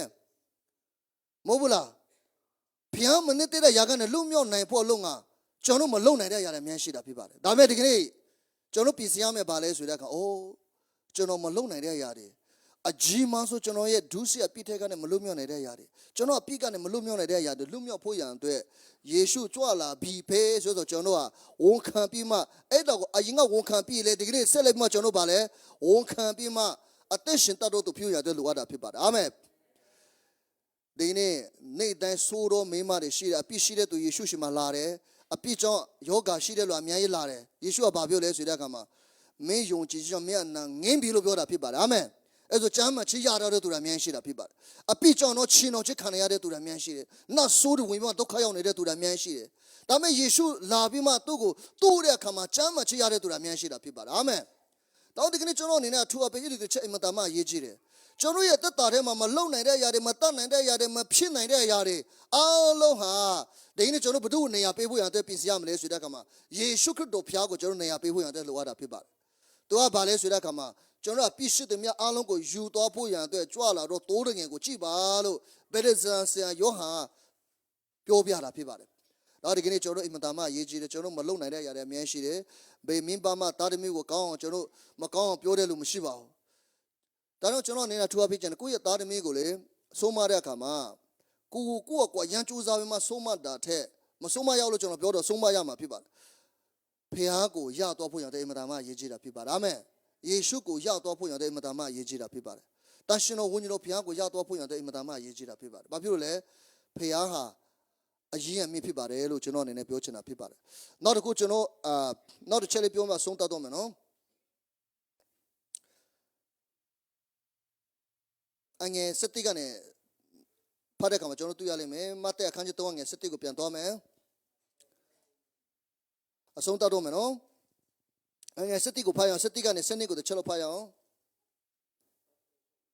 မဿဲအခန်းကြီး3ငယ်7ကန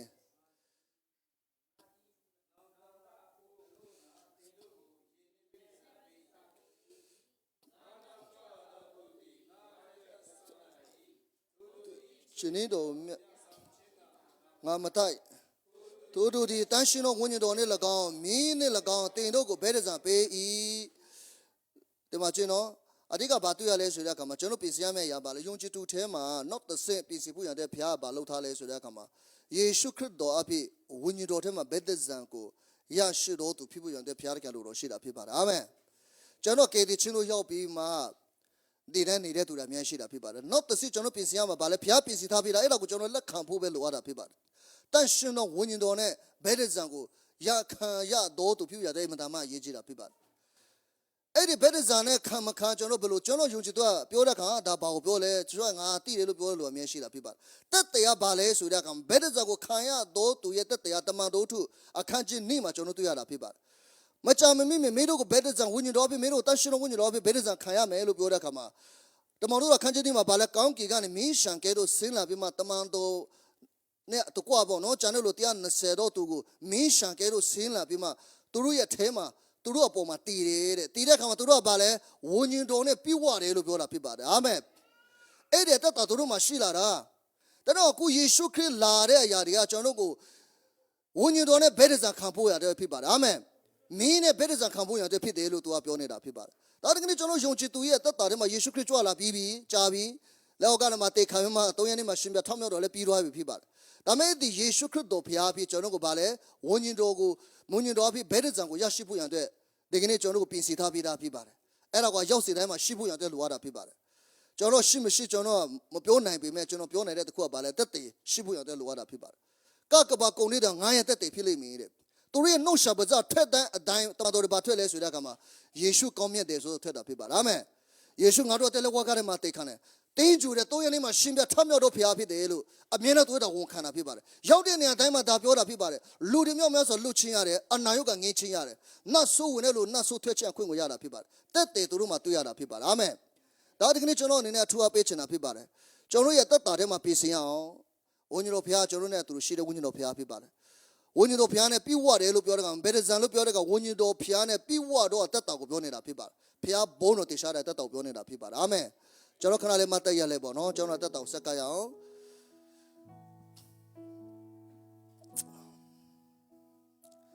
်ဖျားကျွန်တော်ချင်းမတော့ကြံစီရှိတယ်ဘာမှမဆွေတယ်ဒီကနေ့ကျွန်တော်အထူးအားပေးချင်တယ်ဒီကနေ့ဖျားကျွန်တော်ကိုဝိညာဉ်တော်နဲ့ပြည့်ဝတော့အသက်တာနဲ့အသက်ရှင်ဖို့ရတဲ့ဖျားလက်ခံတော်ရှိတာဖြစ်ပါတယ်ယေရှုခရစ်အဖြစ်ကျွန်တော်ကိုပေးမှာဖြစ်ပါတယ်ပေးပြီးသားဖြစ်တဲ့သူလည်းရှိမှာဖြစ်ပါတယ်ကျွန်တော်နှလုံးသားကိုပြင်ဆင်အောင်ဘုရားသခင်ကျွန်တော်နှလုံးသားကိုမြင်တဲ့ဘုရားဖြစ်ပါတယ်ကျွန်တော်ဘယ်လိုစိတ်ရှိလဲဆိုတော့သူကသိတာဖြစ်ပါတယ်ဒါမဲ့ဒီအချိန်မှာဘုရားကို focus ထားဆောင်ဘုရားပေါ်မှာကျွန်တော် focus ထားပြီးမှဘုရားသခင်ကျွန်တော်ကိုမဆပါအရှိအတိုင်းကျွန်တော်လာတာဖြစ်ပါတယ်ဘုရားစကားအတိုင်းကျွန်တော်ရဲ့တက်တာထဲမှာဖြစ်စီပါလို့ကျွန်တော်ဝန်ခံရအောင်အတူကချီးမွမ်းရင်းနဲ့ကျွန်တော်ဝန်ခံရအောင်ပါဒီရာကျွန်တော်ရဲ့ပြပါအာရပါရကျွန်တော်ချီးမွမ်းရအောင်ကိုရောတပါဒီရာ ကယ်တင်နိုင်တဲ့ဖယားအိုနာတာကိုနေပြီဆုံးအရာရာကိုပိုင်တန်လို့ရှင်ကိုတော်လည်းမလွတ်တဲ့ရာဘာခုမှမရှိကလောင်ခါရကိုတော်တပါးဒီဒါကျွန်တော်ရဲ့ဖယားပါ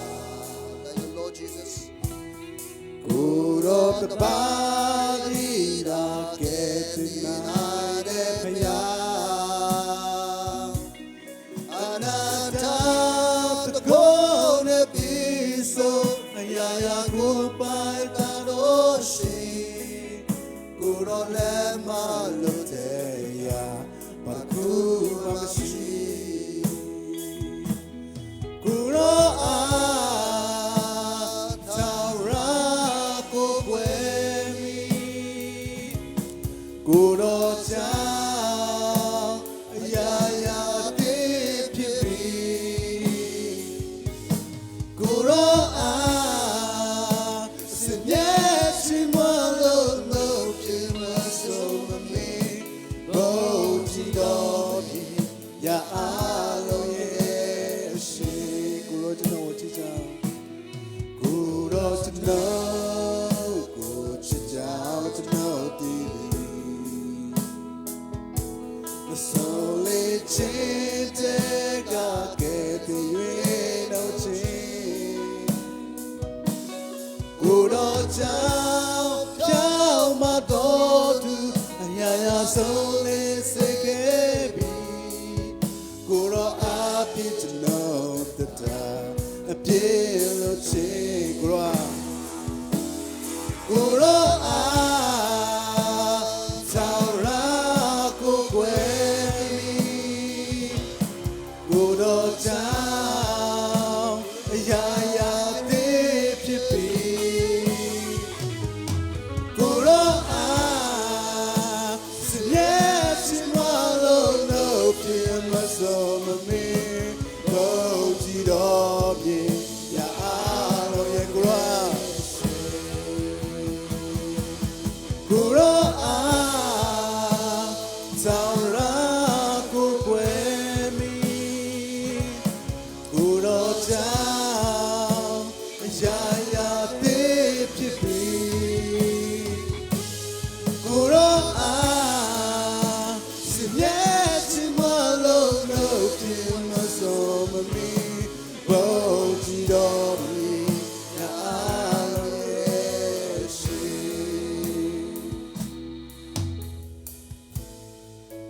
အဲ့ကျွန်တော်တို့အသက်တော်ဆက်ကရအောင်ဘုရားကျွန်တော်မဆပေးတဲ့ဘုရားဖြစ်ပါတယ်ကျွန်တော်လူဆိုတော့ဘယ်တော့မှမဆုံးလင်ပါဘူးဒါမဲ့ဆုံးလင်စေတဲ့ဘုရားကျွန်တော်တို့သူရှိတာဖြစ်ပါတယ်အေမာနွေလဘုရားဖြစ်ပါတယ်ကျွန်တော်တို့သူရှိတဲ့ဘုရားဖြစ်ပါတယ်ဒီကနေ့ကျွန်တော်ကျမကိုအင်မတန်မှချစ်တဲ့ဘုရားဖြစ်ပါတယ်ဒါဒီကနေ့ကျွန်တော်ခဏလေးဘုရားကိုခေါ်ရအောင်ဘုရားခင်ကိုချစ်တယ်လို့ကျွန်တော်ပြောရအောင်အိုးကျွန်တော်တို့ရှဘဇတ်ကိုဖွင့်လျက်ကျေးဇူးတော်ချီးမွမ်းရအောင်ဒီကနေ့ကျွန်တော်တို့အဖို့လုံးကဘယ်လေမှာမွေးဖွားခဲ့တာဖြစ်ပါတယ်ကျွန်တော်တို့အင်မတန်မှချစ်လို့မိမိနဲ့တပါးဒီတို့သားတို့ကိုဆင်လို့ပေးခဲ့တာဖြစ်ပါတယ်။အိုးကျွန်တော်တော်လို့တတ်လို့ဖြောင်းမလို့မဟုတ်ပါဘူး။ဘုရားကျွန်တော်ကိုချစ်တဲ့အတွက်ကြောင့်ဖြစ်ပါတယ်။ဘုရားကျွန်တော်ကိုအမတမအိုးကျွန်တော်ကိုအမတမချစ်ပြီးမှအိုးသူနဲ့သူတို့ရှစ်ချင်တဲ့ဘုရားဖြစ်ပါတယ်။ဟာလေလုယာကိုရောယေရှုတင်နေပါ။အိုးကိုရောယေရှုတင်နေအဖဘုရားကိုရောကိုယေရှုတင်နေပါ။နေ့ရက်တိုင်းမှာစင်ကောင်းမြတ်တဲ့ဘုရားကိုရောပဲဖြစ်ပါတာပါ။အိုးကျွန်တော်ဘယ်တော့မှမဆုံးလင်ပေမဲ့ဆုံးလင်စေတဲ့ဘုရားအိုးကနေကောင်းမြတ်တဲ့ဘုရားနေတာတော်ရှင်ဘုရားကိုရောကိုယေရှုတင်နေဒီနေ့တော့ကိုပတ်တော်ပြလဲကိုရောမြေစကားပြောနေတဲ့အတွက်ကြောင့်ယေရှုတင်နေအိုးဘယ်ဒါဆရာယောဟန်ရှေ့မှာဒီကနေ့အဲ့တလလူမျိုးတွေမြောက်များစွာသုံးဝင်တာဖြစ်ပါတယ်အဲ့ဒီထဲမှာချုပ်တော်သူတွေကနေ့တိုင်းအပြည့်ထဲမှာကျွန်းလွန်နေတဲ့သူတွေဖြစ်ပါတယ်ဒုစက်ထဲမှာကျင်လည်နေတဲ့သူဖြစ်ပါတယ်ဒါပေမဲ့ဘုရားသူတို့အိမ်မတန်မှချစ်တာဖြစ်ပါတယ်ကိုအပြည့်ကိုဖော်ပြတောင်းပါလေငါတို့အပြည့်ရှိသမျှကိုလွတ်ရိပ်အိုးငါတို့ဒုစက်ပြည့်ရှိသမျှကိုလွတ်ချခွင့်ကိုရမယ်လို့ပြောတာဖြစ်ပါတယ်သစ္စာတော်နဲ့ပြည့်စုံတော့ဘုရားဖြစ်ကြောင်းကိုဖော်ပြနေတာဖြစ်ပါတယ်ဟာလေလုယာကိုရောယေရှုတင်နေအိုးဒီကနေ့တော့ကပတ်တော်တဲ့ယေရှုတင်နေဂျာနာတို့အားလုံးပေါ်မှာလဲကိုရောဆက်လက်ကိုရောမန်ဆက်လက်ကိုရောကောင်းချီးပေးတော်မူပါအိုးကိုရောယေရှုတင်နေပါဒီနေ့ကျွန်တော်ရဲ့တတ်တာထဲမှာစိတ်မချမ်းသာတဲ့သူတွေစိတ်ထဲမှာမပြော ဒီကနေ့မကြမ်းမှာဖြစ်တဲ့သူတွေအားလုံးကဒီကနေ့တန်ရှင်းတော်ဘုရားကျွန်တော်တို့ရှိတာဖြစ်ပါတယ်ယေရှုခရစ်တော်ဘုရားကျွန်တော်တို့ရှိတာဖြစ်ပါတယ်ဒီနေ့ကျွန်တော်အစင်မပြေမှုတွေအားလုံးကိုသူ့ပေးအောင်ဟိုလေးပြပါလို့တော့ပါတော့ငါထံတော်လာကြတော့ငါတွေချမ်းသာပေးမယ်လို့ပြောတဲ့ဘုရားဖြစ်ပါတယ်ဒီကနေ့ကျွန်တော်မှာထားရတဲ့